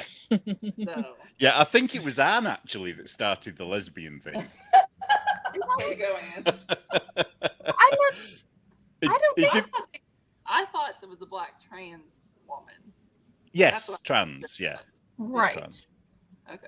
Yeah, I think it made me laugh though, because it's one of them things where you just think everybody was absolutely certain that I had I said don't even that. remember where it And came I from. knew I hadn't, and it was kind of like, I didn't say it. Sorry, Adam, I'm throwing you under the bus. I would say that Adam probably said that. Ah, probably. That's actually what I yes. was going to say Yeah. too. I think Adam's the one who always Yes. says that he's a lesbian, so. Yeah, he's had. Not that it matters. I don't mind being No. outed as a lesbian. Hanging out as a lesbian is fine with me. I mean, like, whatever. But. Yeah, Joe was very upset that she didn't know about it prior. So I said, "Oh, I promise when I do come out as lesbian, I will tell you first before anyone else." So. Sorry, that was loud. I had to mute. Says he's just said in the comments, it's the Mandela effect. Yeah. Right? Like I saw one the other day. Okay. Y'all help me on this. Okay. When everybody dresses up as Richard Simmons, they wear a headband. Yes, I saw I that. saw that one. With a headband. Is that true?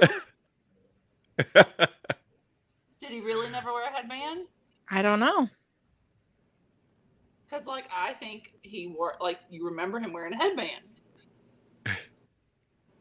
See? Yeah, I wonder whether that's mixing him up with somebody else. Right, but Or- if you look up, Richard Simmons costumes, people They always wear have the headband. Yeah. And usually you do that because that's how you remember the person, And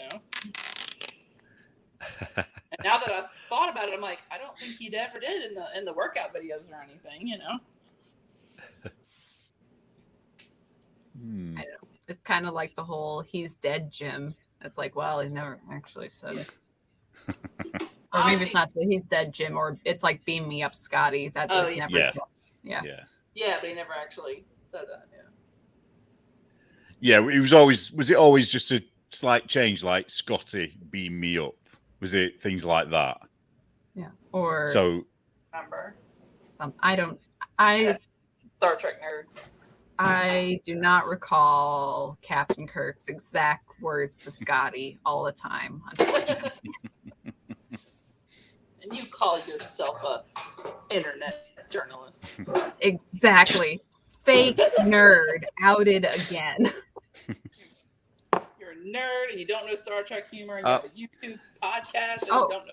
Says he says categorically he never wore one. There you go.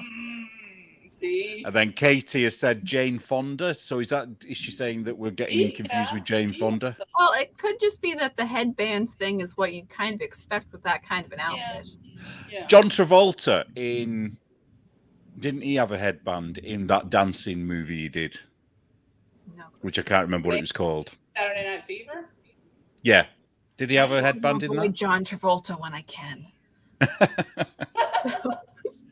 That is a terrible, terrible movie, but it's so politically incorrect that it's like fun. Yeah.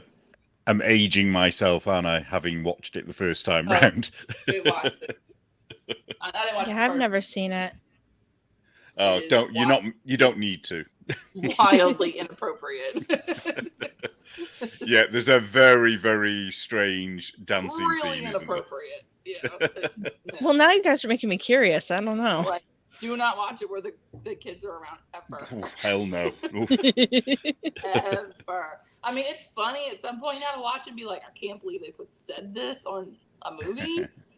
But some of the scenes, I'm like, oh, that's really, really inappropriate. You remember it far better than I do. I think you've seen it more than once. Because my husband and I have seen it. He loved disco, and so we've watched it several times. He thinks it's hilarious because, I mean, they do straight up use lots of nicknames and things that you would get canceled over now. They do what?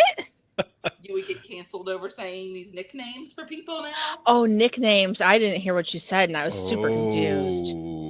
I'm with you now. Yeah. AKA slurs that are inappropriate. Yeah. Well, as I said, as someone who actively avoids John Travolta movies, the little bit that I've seen that it's like, this is a dance compilation from like Saturday Night Fever or whatever, and here's John Travolta. I'm like watching, this is a famous scene. I'm like, okay, so I'm watching, there's John Travolta, he's dancing, good for him. But the whole thing, I'm like, the chick is totally unimportant in this entire thing. It's John Travolta is a good dancer and has to drag a chick out on the floor with him to kind of like, no, that's whatever he feels. It's like it's just so he can get off on dancing. They're not involved. They're not. Sidebar. It was a book before it was a movie. I have. Oh wow! What? Was it pre or post Grease? It was after Grease, wasn't it? No, I don't. I think it was pre-Grease. Was it? Because he was in Carrie as well, wasn't he? Do you remember him in Carrie? He wasn't in He was Carrie. only. Yeah, he was one of the ones that killed the pig, for the pig blood. Was he? Yeah. I think that's a Mandela effect. I don't think you're right. Oh, that's the answer to everything now, isn't it? See, now you have an answer for everything to either prove or disprove.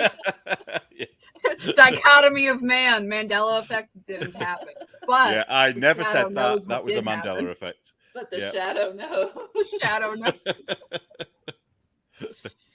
Yes, so Chicken Lady says Grease was 78 and was Saturday Night Fever 77. Oh, I was right. Was it 77? I thought it was. Grease was after. Yeah. I'm looking it up. Yeah. Oh, you look it up. I mean, it is actually like you would think it's just a movie about dancing. It's actually quite darker than that, and that's why it's weird because it goes down this dark path that you're like, what is happening here? There's like, yeah. So he was in Carrie. and he was in Saturday Night Fever, and then Grease came afterwards. Oh, okay. Anything else We're you guys all want to right. know? All of us were right. It's a happy ending. I mean, just to warn you, there are RAPE scenes and a potential Really? unaliving scene, and yeah, it ain't just dancing. And I like how you said that they use slurs as nicknames, and then you qualified it as that's inappropriate. Like using a slur is ever like appropriate. My favorite when we just do that to each other. I mean, a lot of cultures do call each other these names, and it's fine for them. But some of these slurs were like you haven't heard them in 40 years. You know, you're like, oh my god. Which word might you be talking about, funny. Amy? Don't take that bait. Oh, and Lynn would like to remind us that her advent this year is the 45th anniversary of Grease. So that'll be lots of fun colors. Awesome. Very exciting. And I will make people mad that I don't really like Grease. I like it in the hokey. It's hokey, but it's fun. It's kind of like you watch it. I'm like, were they really unaware these people are like 30? Like that's yeah. Like I hate the Rizzo. whole beauty school dropout scene. Yeah. Like I hate that song so much. Do you? But the rest of like them, that. oh god, no, I hate it. I mean, I liked Rizzo. She was pretty badass, but you know. Yeah, Rizzo was about 50, wasn't she? I don't think She was 33. Was that all? Wow. Yeah, and I know that because I happened to be taking a quiz yesterday and it was talking about it. And John Travolta was like 26 or something stupid when he was in it. Maybe None not of that them old. were high 20 school. something. You know, none of them. Yeah. Yeah, Olivia Newton-John was the only one that might have passed for being that age, but even she was getting on, wasn't she? She was older than John Travolta, wasn't she? I think she looked younger. Was she? Yeah, I think she was like 27, 28, I think. Yeah. Because Oh, she'd been no. around for years. I don't know whether, you know, in Australia as a singer. Yeah. She was a huge star over there before she was ever in Greece. God, I remember when Physical Vid came out. My sisters loved it, and they had the cassette in the car, and we listened to it all the time. I remember her from earlier when she did Sam. Do you know Sam? No. I'm not singing it for you, but Google it. It's actually quite a sweet song. Let's see. Oh. Hold on. He was 23. I was wrong. Oh, okay. She was 29. Ah, right. Okay. Olivia One of those Newton-John. dudes, like the dude, the big fat guy with the kind of Hold curly dark on. hair. Who was He looked that? like Where's- he was like 50. Are you talking about Kanicki? Him or in the other guy? Isn't there another guy? He had two. Oh, like, with the dudes. black hair. Yeah. Yeah, there was the blonde one. Do you know, this is something I've noticed blonde recently. one- The blonde was what's his face from Taxi, wasn't it? Mm, The blonde guy. I don't know which Wasn't one he was the on blonde one. Taxi? I'm looking. The guy who played Kanicki was 26. Says he'll know. He was blonde the guy's on original Danny as well, wasn't he, in the play, Mm-hmm. in the musical? Yeah. Kanicki. Yeah, the blonde. I think the guy you were talking about, the heavier guy, was 31. Let's see. He could have had a kid in high school. The blonde guy was 20. What was his name? Putz. Was it Kelly Ward. Putsy? Putsy. Was it That's Putsy? not who I'm thinking about. Mhm. Love the old timey nicknames. And again, with the thing like, is that a slur? I don't know, Putsy. Sounds like it could be. What I could never understand was why, because I didn't know about this when I watched it, being, you know, in English and everything, is how people at school could be able to drive. I think I might have even talked about this before, because obviously here, that doesn't happen. You know, you leave school at 16 and you can't Oh, drive for till real? you're 17. Oh. Yeah, yeah. Huh. Yeah, you can drive here on your own at 16 if your parents are nice. Wow.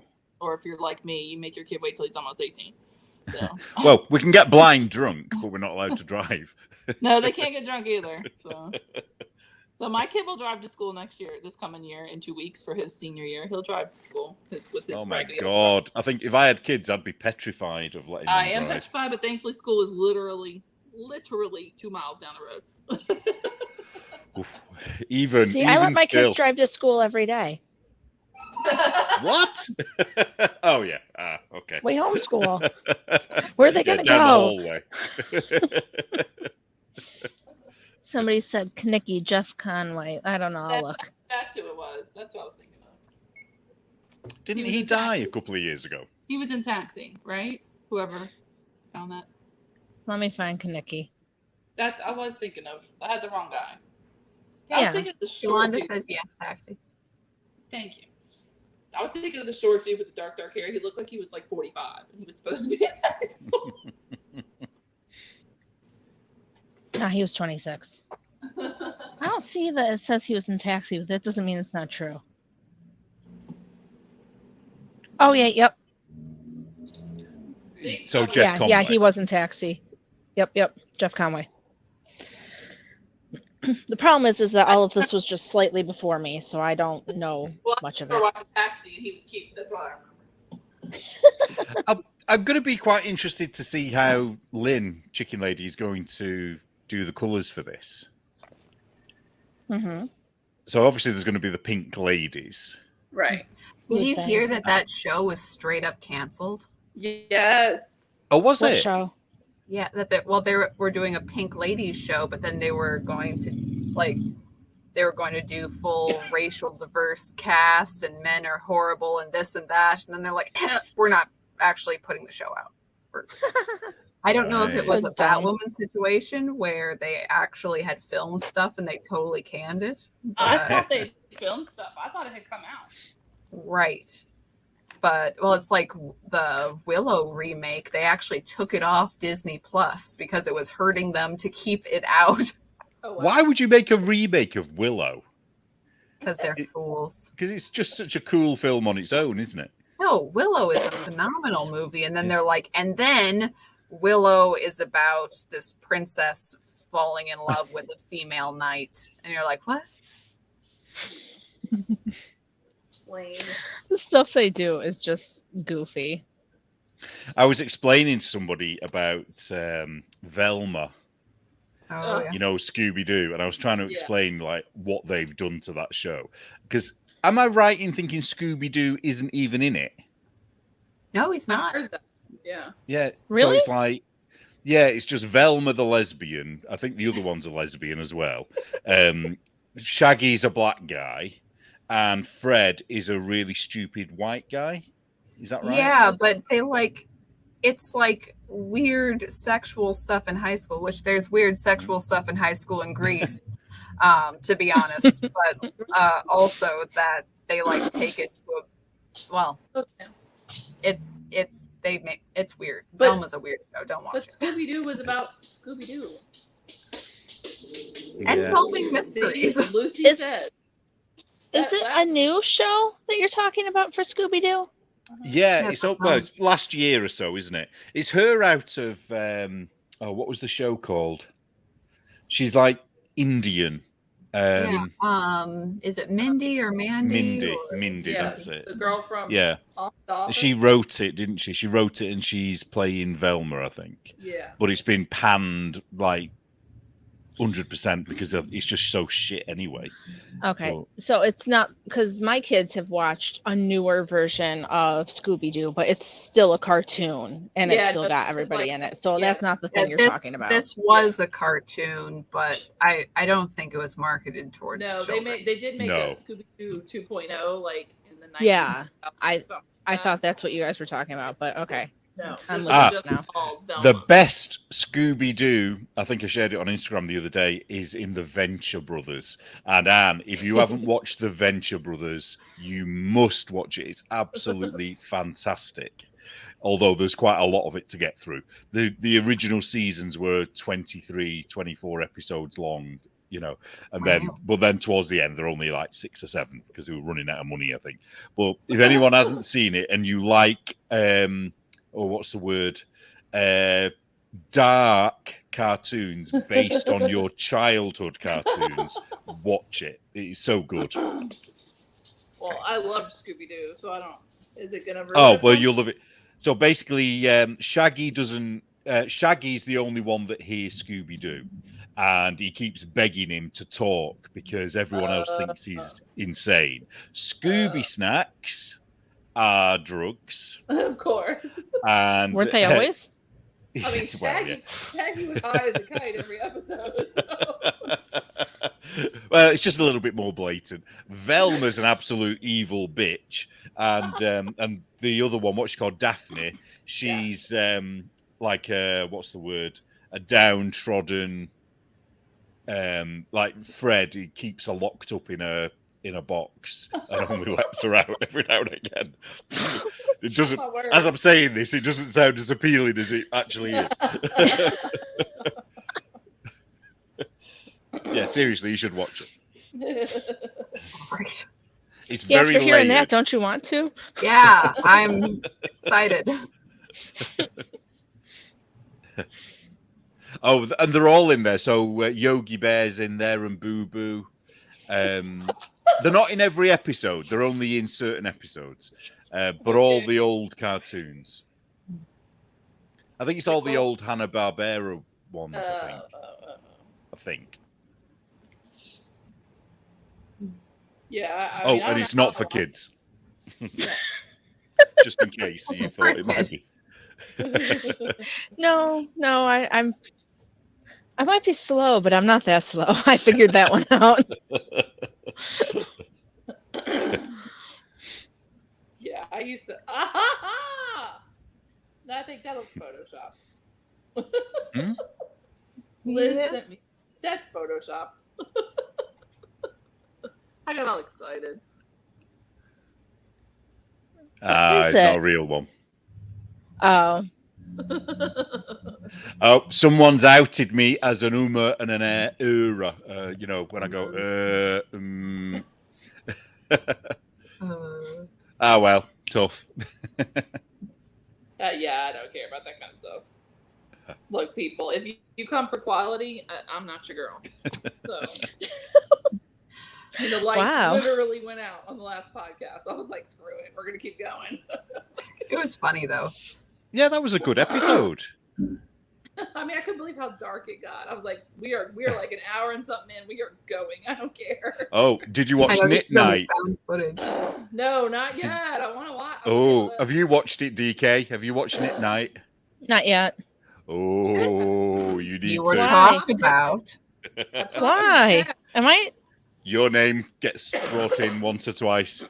Why? It's all good though. It's good. What But the no, hell, they man? they were talking about, cancel culture in the knitting world and perceptions of people and everything. And I heard Pirate was being a little feisty in the chat. He was, yeah. It's one of them shows, though. You have to watch it because you know they're going to mention one of us at some point, and you daren't miss it because you want to know what they've said about you. I'm always funny. like 3 episodes behind of everybody. And, it's like the other day in our in the PIK Telegram chat, how someone said something about that they were listening to James Bond, and you were like, "Is there a James Bond make along?" Okay, I'm ready. I'm like, "No, stop! There's no James Bond make along." But now there Yeah, is. if you You've look got to at their make one post, now. They said, I'm preparing for the James Bond make along. Uh-huh. That's why Right. I replied to it. They Right. said it. The James Bond make along was only an idea floated during the Shark Week Zoom. Right. There is I no didn't James come up Bond with knit that. along. I saw somebody else say, I'm preparing for the James Bond make along. I was like, wait, there's going to be a make along? That's awesome. I thought I had missed something because I'm behind on episodes. No, So, the sorry, Shark Week make along, the stickers are coming my way. I have not yet sent stuff out. That's Until that has happened, no make alongs. We need to totally finish Shark Week. Shark Week's great. Love it. Come back next year. Awesome. But until the Shark Week is actually finished for me and you all received your lovely, it was practically, yeah, there, Katie, there she is. Like, So no, this is Katie's fault, really, not mine. Don't be pinning it on me. no. I have, before there's any sort of a James Bond make along, got to figure out a cool idea for the James Bond make along. But in the meantime, listen to or read I some have an James Bond idea. because it's awesome. It has to be something that you knit or crochet that also has another use, like it has a pocket for your poison pen, or it has a rocket launcher in the back pocket. Yeah, I think that's how you do James Bond. Of course. That's not a bad idea. Or luxury fabrics, very precisely. That also would be appropriate. In my Patreon Zoom, somebody wanted to know if we were doing the 2 sweater challenge again, and I said I don't know. That happened pretty organically. But she apparently made 8 sweaters during the challenge, and so she wanted you to do it again so that she would have the push to. Wow. To do more. Was that Wendy? Okay, that's someone else. Okay, I Wendy forgot we did that. Wendy was the gal who ended up winning. And was that before me? Before my time? She was a beast. And anyways, and if it's different people, someone else knitting 8 sweaters, amazing. A+, good for you. I'm off the top of my head right now. Challenge. Jennifer, I think. Yeah, Jennifer. No, we were talking. Wasn't it, Anne? What? Yeah, wasn't it last winter? Yeah, it was just last winter. It was. So you were it was there, 4 Neil. months, and it ended. Ended in December. So. Yeah. Well, my response was, I think we're still finishing up Shark Week, so I'll ask Anne. I don't know the answer to that. The 42 months after Pentecost of Shark Week, like we had Shark Week, and then we're just kind of 40 weeks. Yeah, and then we get Christmas. There's no. Yeah, oh, Neil, you remember, Neil? It was Ian's idea because the heating costs were going up so much, so she'd said people to make sweaters. Yes. Yeah, that the class demarcation would be between those who had to wear 1 sweater and one who had to wear 2 sweaters. 2 sweaters. Oh, that's right. Ah, that's right. And you wouldn't let me use the sweater I'd almost finished. That's right. Yes. Yeah, I remember. I said that whips were. See, that's the whole thing. It's like have all these challenges. Like now, I got to set out rules. I was probably sulking about that, which is why I didn't take part. I was like, right then. You had it all knit already. There was no knitting left. It was just seaming. And you were like, I have all these parts of the sweater. All I have to do is weave it in. Because I can't. Like, no, that doesn't count. I've still not sewn it together. Is that a bitterness? I'm just waiting for the next to make a log. What was it? What was it called? The winter of death. Winter of the winter of severe illness and death. Remember that was what Winter Biden was like. It's the winter of death or whatever. You know. Yeah. So see, if you don't seam it together, Neil, you're going to have the winter of death. Yeah. He's very concerned, as you can tell. Well, it is going to be cold this winter. I am worried because I can't afford the heating this year.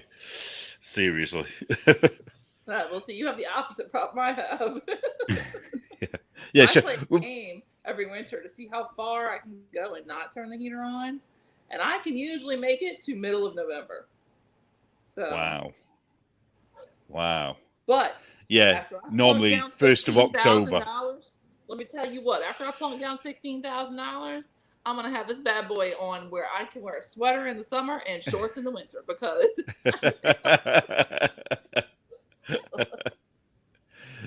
Yeah, Ceci says I need to start knitting. Yeah, I think I'm going to keep this sweater I'm making for me mum. I'm going to make it fit me instead. You're like, wow, those are some really balloony sleeves, Neil. And you're like, I don't care. Yeah, my poor mother freezes to death, but I'll be all right. But yeah, I just remembered. What am I doing? Okay, I picked this up because this is just a plain garter blanket, whatever. I can work on it while talking. But I just finished. So I have that sweater idea, but I just finished this pair of socks, and I just remembered that after all, I did say that I had to finish all of my Van Gogh socks before the end of August, and it's August 1st. Oh, how many more do you have to do? And what number? How many? One moment. If she doesn't finish, she has to rip them out. Rip them off. Yeah. All of them. Yeah. All of them. Every single one. I will take this moment. I didn't. Oh crap! Okay, well, you're finding that. I I'll take this didn't moment. actually put like a punishment for my own challenge, which is foolish because we know that I only do well under extreme circumstances like punishments. So, here. I have. Oh, At least boy. consequences This one mean isn't something Van to you. Gogh, so this doesn't count. This is in category. This is for the Hanukkah sock pattern, Yes. like this one, which I still haven't worked on, and I have to because Hanukkah's coming. I'm very Okay, excited about those socks. get your candles ready. But I have 4 more left. Oh, you can do it. You can do it. That's one a week. You can do it. One Yeah. pair a week. Yeah. Well, and I started on this one, but then I decided I didn't like what I was doing, so I'll have to. There's like a cuff and. I couldn't make a pair of socks in a week though, unless it was like, you know, DK weight or Well, there's no way. Straight vanilla, yeah. I finished this today, and I could. I just don't want when to. did I start it? It must have been Yeah, last Sunday that I started this pair. So Ah, That right, was the thing okay. with Shark Week is like it wasn't that I couldn't have finished the shawl; it's that it annoyed me that I needed to finish the shawl. Yeah. Well, it's so funny. All I wanted to do during Shark Week was knit a pair of socks. And since Shark Week is over, I haven't knitted one stitch on that pair of socks that I cast on. well, and also I don't think I've knit anything since it finished Yeah, because with- I was so okay, with annoyed these- with knitting. So traumatized. You're crocheting now, Well, aren't you? I've crocheted nonstop. Yeah. yeah, and I'm okay. So, like I said, I have 4 of these, but part of it is that I do like doing the coordinated heel and toe. So I started with this green with this orange yarn, and I'm like, I'm not sure I like that. You know, Oh, I like it. Give it to me. It's nice. Well, I mean, sure, but like, I don't know. I'm not. Oh, It I kind like of matches, but not quite. And I wasn't sure I was really all about that color. And then, so I just moved on to this one, and I liked how the blue matched for heels and Yeah. toes. So I just, I'm like, pause this, steamroll ahead for this one, and then come back to the issue and be like, I don't really like I that. like the green. I think it looks cool. Okay, well, But hey, before I forget, I have to beg for more stuff for the Let Them Live Mal. So oh, of course. I have gotten some things, but so your chances of winning something are very good because I've only gotten like 5 or 6 packages. So Can you give us the requirements, please? I would prefer older baby and toddler size hats and washable. So if it's hand So- washed, just make sure it's really clearly noted so I can include those instructions to the mom. Okay, so it's not that it has to be acrylic. It just it needs to be washable if possible. I mean, it's preferred that it's washable, but as long just whatever Yeah. instructions it's gonna need, please attach it. And it doesn't matter what colors, because some moms, because I asked them their color preferences and allergies and stuff before I send them anything, and some of them have had some really interesting color choices. So like I've had bright requests, red and black, and different things. I'm like, okay, cool, you know. But I have plenty of newborn. I don't need any newborn hats. I need bigger baby and toddler hats and blankets if you want, but I know blankets are a big ask of, of people. Okay. Blankets are fun though, They even are though fun. they take more time. Because Yeah. I've sort of, I don't know, I like making, like, I have the garter baby blanket and it's striped Right. yarn and it's totally Yeah. mindless and it's nice. Super easy. But then Yeah. I'm like, I don't know. A lot of people do baby blankets though. I'm not sure. But as you're saying, send I'll them. definitely take baby blankets, and those are. I mean, and it's okay if it's not machine washable and tumble dry. I just need to know so I can tell the mom, because I attach the whoever sends. Like some people will pin it on there. I'm like, oh, thank God, that's so nice, thank you. I just put it in the bag and give it to the mom. Mare's just said she's got 3 hats Oh, cool. for Yay. you. Yeah, and I mean, you can build up your pile, and if again, if anybody's shipping things and it seems really expensive, make sure you ask me, because there are some tricks to make it ship cheaper. Like you can put a whole lot of stuff in a flat rate box, and it's way cheaper than weighing it and mailing it, because it's up to £1 for first class, and after that you're gonna have to pay for priority. So Wow, that was a low flying plane then. Where was that? That's me again. Planes, trains, and Trains, automobiles. automobiles. That's Yeah, John Candy's going to pop out in a minute, isn't it? So Well, my mouth hopefully is, not. He's it been doesn't dead a really while. end anytime Yeah. soon. So just keep sending me stuff. There's no like end necessarily at the moment. So Yeah, so there's no get it into me by the end of summer No, not or something. really. Well, Like, summer's just about over, isn't it? rolling through the summer. I think last year or whenever last time I collected, I think I ended up packing everything up because a hurricane was coming. So it's fine. Just keep sending me stuff.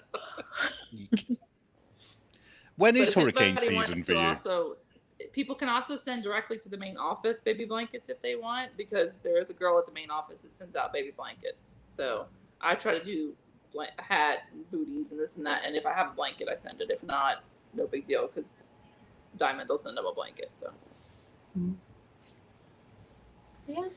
That's my point for that. Ooh. I'm just sorry. I'm sitting here and I'm like, yeah, toddler stuff. And I'm like, ooh, wait, little mittens. Oh, they'd be so cute. I'm not sure toddlers would actually be into them, but that'd be adorable. With the little string on them so they don't lose them. I get some moms from like the moms are all over. So like when I find out where they are, I'm like, ooh, she's in Montana. I need to give her some stuff. Like she's gonna get more. My kids still wear them with the string on. Florida, the mom in Florida might so get a cotton blanket. The mom in Montana is getting like a hat and everything I could give her. She's getting a snowsuit. Right. Yeah. Full Norwegian set. And it doesn't have to be toddler, just bigger than newborn is what I'm looking for. So. Because I don't often find out. I don't always find out the baby's born until like a week or two later, and then I can only ship like once a week, every 2 weeks. So by then, babies grow ridiculously fast, and they're too big for newborns. Wow. I don't usually get any info about a mom until after the baby's born. I've gotten a couple of times where they're like, hey, she's due this time, but most of the time it's after the baby's born. So sure. Cool. I have to grade a hat pattern, so I'll knit the baby size or not the baby size, but the next size up to test out my grading skills. Oh, cool. There you go. This will make it worthwhile, right? Like, you know, 2 birds with 1 stone. Yeah. Boy.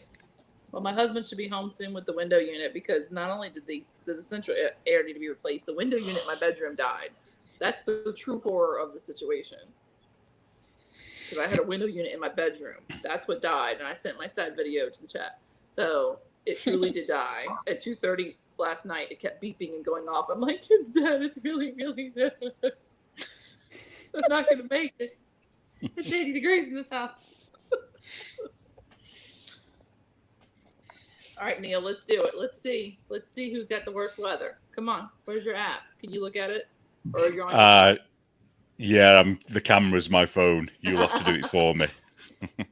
Well, it's probably just rain at the moment. That's all is. the... It is. Yeah. 95 feels like 108. It's seriously gross outside. It's like the inside of a running shoe after a 10K. Ooh. Mine will just say soggy. And my Moist. humidity is only 53% with a dew point of 76, which that's what you combine to get your, feels like. Our minister went to Israel. He just got back. He was there for 3 weeks on an archaeological dig. And I was like, so what was it really like, over there? He said it was so hot, but there's no humidity. So he's used to this. You're not used to it. He's only been here like 10 years, but he's the humidity from here. He's like, but over there, there's no humidity. So it is like the epitome of the dry heat in the, literally in the desert. So it's a lot more bearable, isn't it? Yeah. So, I mean, they found some cool stuff though, so they would work from like 5 o'clock in the morning to like 1, then they would stop, eat lunch, they would rest for a few hours, and then they wouldn't clean what they found until the evening. Isn't that how the start of the film The Omen was, when they went to Israel on an archaeological dig? I don't know, but he brought home a piece of 1,000-year-old pottery. I thought that was pretty doggone cool. Nice. That got broken in the suitcase on the way home. It was like, survived 3,000 years in the dirt, gets broken on the mountain, modern America. Stupid TSA.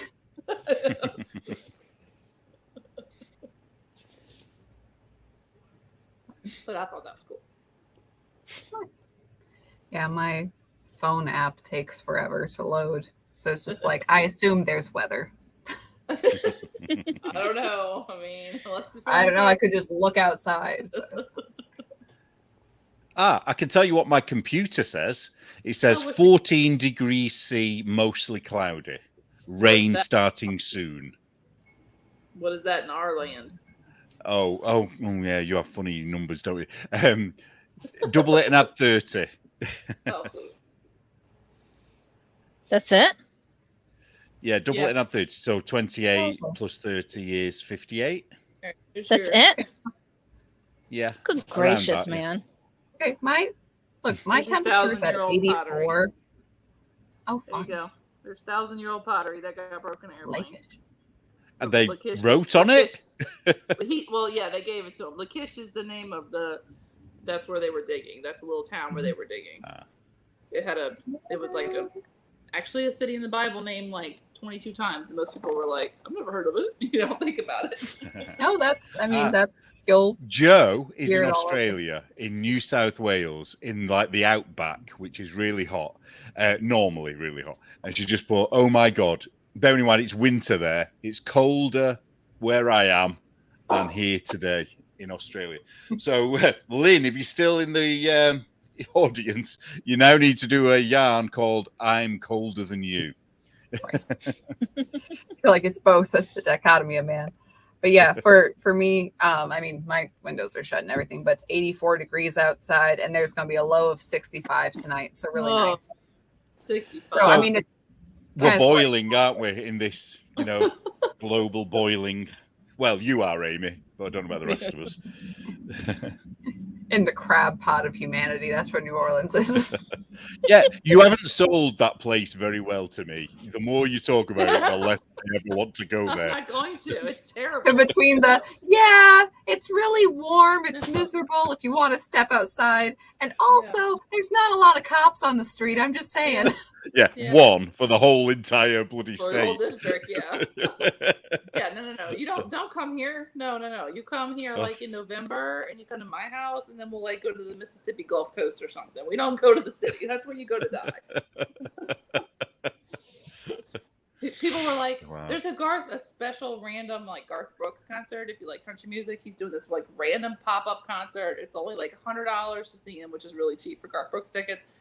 But it's literally in the middle of what we call Champion Square, which is the area outside the Superdome. I was like, no. So did he like buy the location? Like, wow, what a deal! And everyone's like, I ain't going. I'm not. I mean, lots of people are going, but I wouldn't go. So I couldn't believe that video I saw where people were doing the do in the middle of the street. And people were just completely ignoring it, seeing it, but just walking past. I mean, I've seen videos where people have been doing it, where people have reacted and told them, move on, you dirty gits, but no. Yeah. I tell you, the other thing that I find weird about some American cities, like San Francisco, for example, is people shitting on the street. What's that about? That's not everywhere. And Really? that's mostly because we have horrible politicians. It's not. That's specific to like. But San why Francisco. why would they shit on the street because of your politicians? That's what I don't get. 'Cause Well, they're- because there's a homeless problem. Oh, Yeah. And- okay.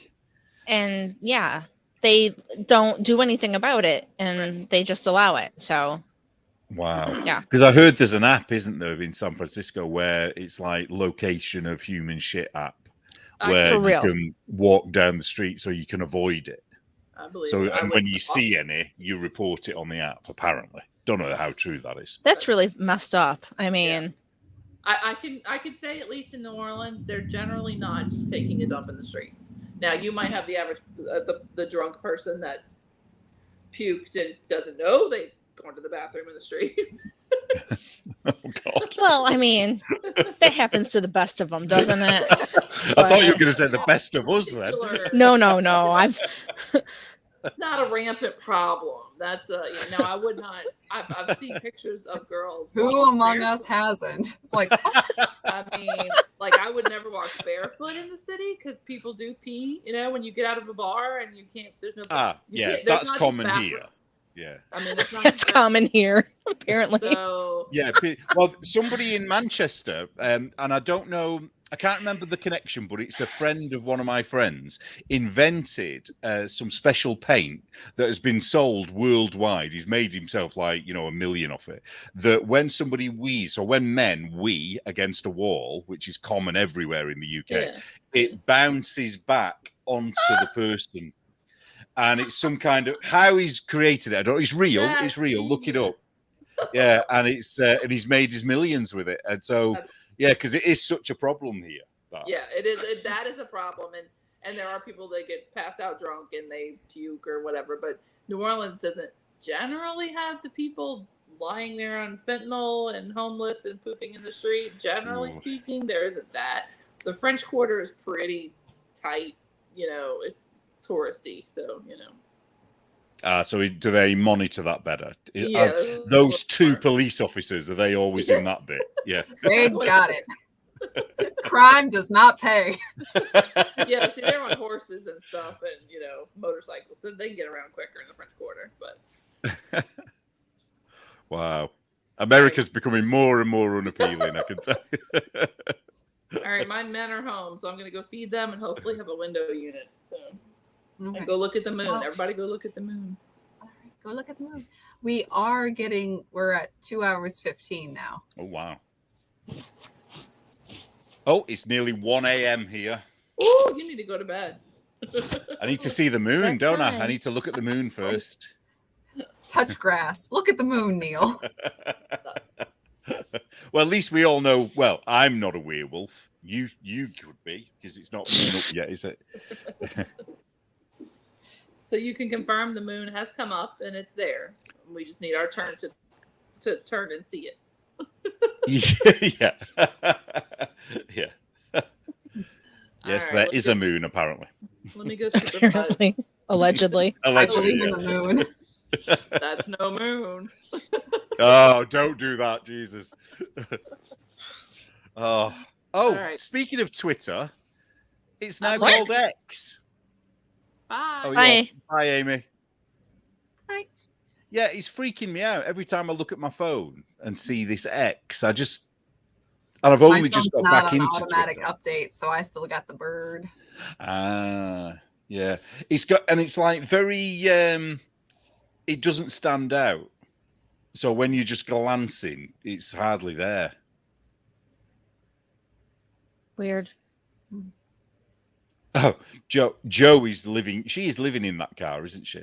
She's just put. I just watched a lady in her pajamas and flip flops, agonizingly studying the road foot by foot at almost 10 a.m. I so wanted to lock the doors of my car. Wonder what she means. What was she doing? Maybe she thought she was like on something, or maybe she dropped her keys. I don't know. I don't know. I don't know. Anyways, I'm going back to sleep once you guys are done talking because Well, it is. I was asleep when Anne called me and said, "Hey, aren't you going to let us into the thing?" I just think it's quite funny that you were late. You were late to the show, whether you've got a migraine or not. Anne and I were here and ready, and you were late. I was sleeping. I think, Do you feel any better, by the way, or is it just as bad? a little bit. But I think another good sleep, and I might be a normal person again, which would be fun. Does it get triggered by food, or is it just random and you don't really know? A lot of it is actually when the weather changes around here. Also stress, not enough sleep. So like if I'm, doing things well and eating well, and it helps, but Stress? What kind of stress could you possibly have? Joking. I never have stress. I don't know what you're talking about. So knitting stress. Yeah. But well, thanks for letting me listen to you guys. It was fun. Thanks being the weird creeper. Thanks for being a trooper and getting up and not just being like, you know what? No show today. Fine. Going back to sleep. Could I do that to you, really? No. I mean, technically you could. We might do a little grumble.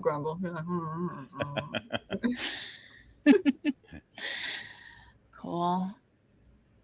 Yeah, I'm just going to say, if you ever have a migraine again, I'll just do it from mine if you want. Okay, You know, well, I if you're ever ill, appreciate that. Just let me know. I just thought that I would wake up. I laid down for just a minute, and then all of a sudden, Nan was calling me. So. Oh, what's this? Cheeky Mare. What was the knitting podcast that is the anti-politically incorrect knitters? I don't know. God, there's probably a lot. I don't know. Well, it's sort of a weird dichotomy because we were founded in the wake of the Ravelry canceling everybody and knitting wars, and before that there were other knitwear designers and yarn dyers who were canceled, all that mess. But the thing is that a lot of people who would be on the opposite side of our political spectrum consider themselves to either be, quote, non-political, like Black Lives Matter isn't a political statement. I'm like, yeah, it is, because it's not just an idea, it is an ideology, and it's a very divisive ideology. They hide under the statement that, well, are you saying Black lives don't matter? No. No, what I was No. sorry, no, it wasn't. It was actually just joking. It was knit night, and they were just sort of joking. It wasn't. No. Oh, yeah, They weren't bashing me, guys. They're friends. So it was just.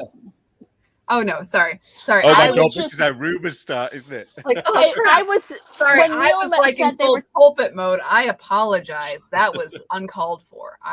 No, but when Neil was saying they were talking about me, I was like, oh no, what were they saying? I was kidding because they're friends. Yeah, and I so was if you saying, guys don't know who "Oh, runs you the need to watch it." podcast. Yeah, that Yeah. is. It was all a joke. Yeah, that was Knit Night NIT. Yeah, Yes. it was I Joe. made It personal was Joe. observations about DK. I don't know Joe. Let's see. I was listening the whole time. It's all good.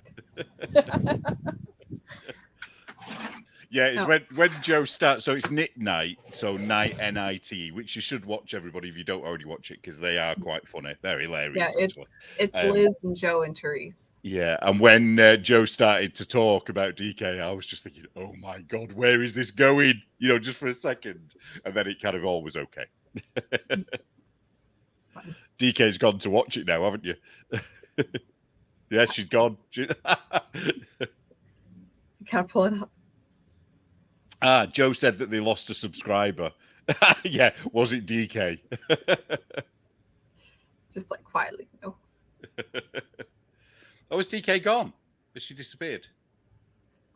I don't know. She's just gone on silent, hasn't she? Right. No, But anyways, I'm here. Sorry. Yeah, I had to wander well, away for a moment. No, it's okay. Oh. If we're kind of wrapping up ish. Oh, thanks, Joe. Yeah, So remember that when you watch it, DK. Oh, it's all good. So I'm Neil, joking. you said you're not doing a September issue for Blocked. No, I decided there's no real reason, but I know one of our I don't want to say who, but one of our contributors is recovering from major surgery, and that isn't the reason. But I just thought it was a good opportunity to take a break, because I kind of feel like I wanted a break from it. So there's going to be no magazine in August, and the way it's looking at the moment, it's going to be September when the next issue comes out. And if you're a patron, if you don't already know, don't panic. You won't have to pay anything for August. So I've put it on, what do they call it? A pause on it. Mm-hmm. Yeah, Liz has just put there, we love Anne, Neil, and Amy too. Ha! Too late, Liz. We know favoritism. Yeah. Oh. Yeah, so there's going to be no magazine this month, unfortunately. But what it's going to do is going to give me a bit more time to get some things ready that I've been promising for a while, but just not had time to do, which I'm not going to say just at the moment, just in case I don't actually do it. You don't want to promise a second time. Neil, that's what I love to do. You under promise and over deliver. So Or is it over promise, under deliver? no, that's what you don't want to do. Under promise, over deliver, you know? Say, oh, I can't get to that. And then when you do, everybody's thrilled. They think you're the greatest. So Well, you never know. DK may have finally written her article that she's been promising me since 2002 or whatever it was. No, I don't know. The thing is that just like you have never said that you were a black lesbian, I've never said I'd contribute an article that I know of, except for Shark Week. That wasn't a real article, though. That was just writing up the rules.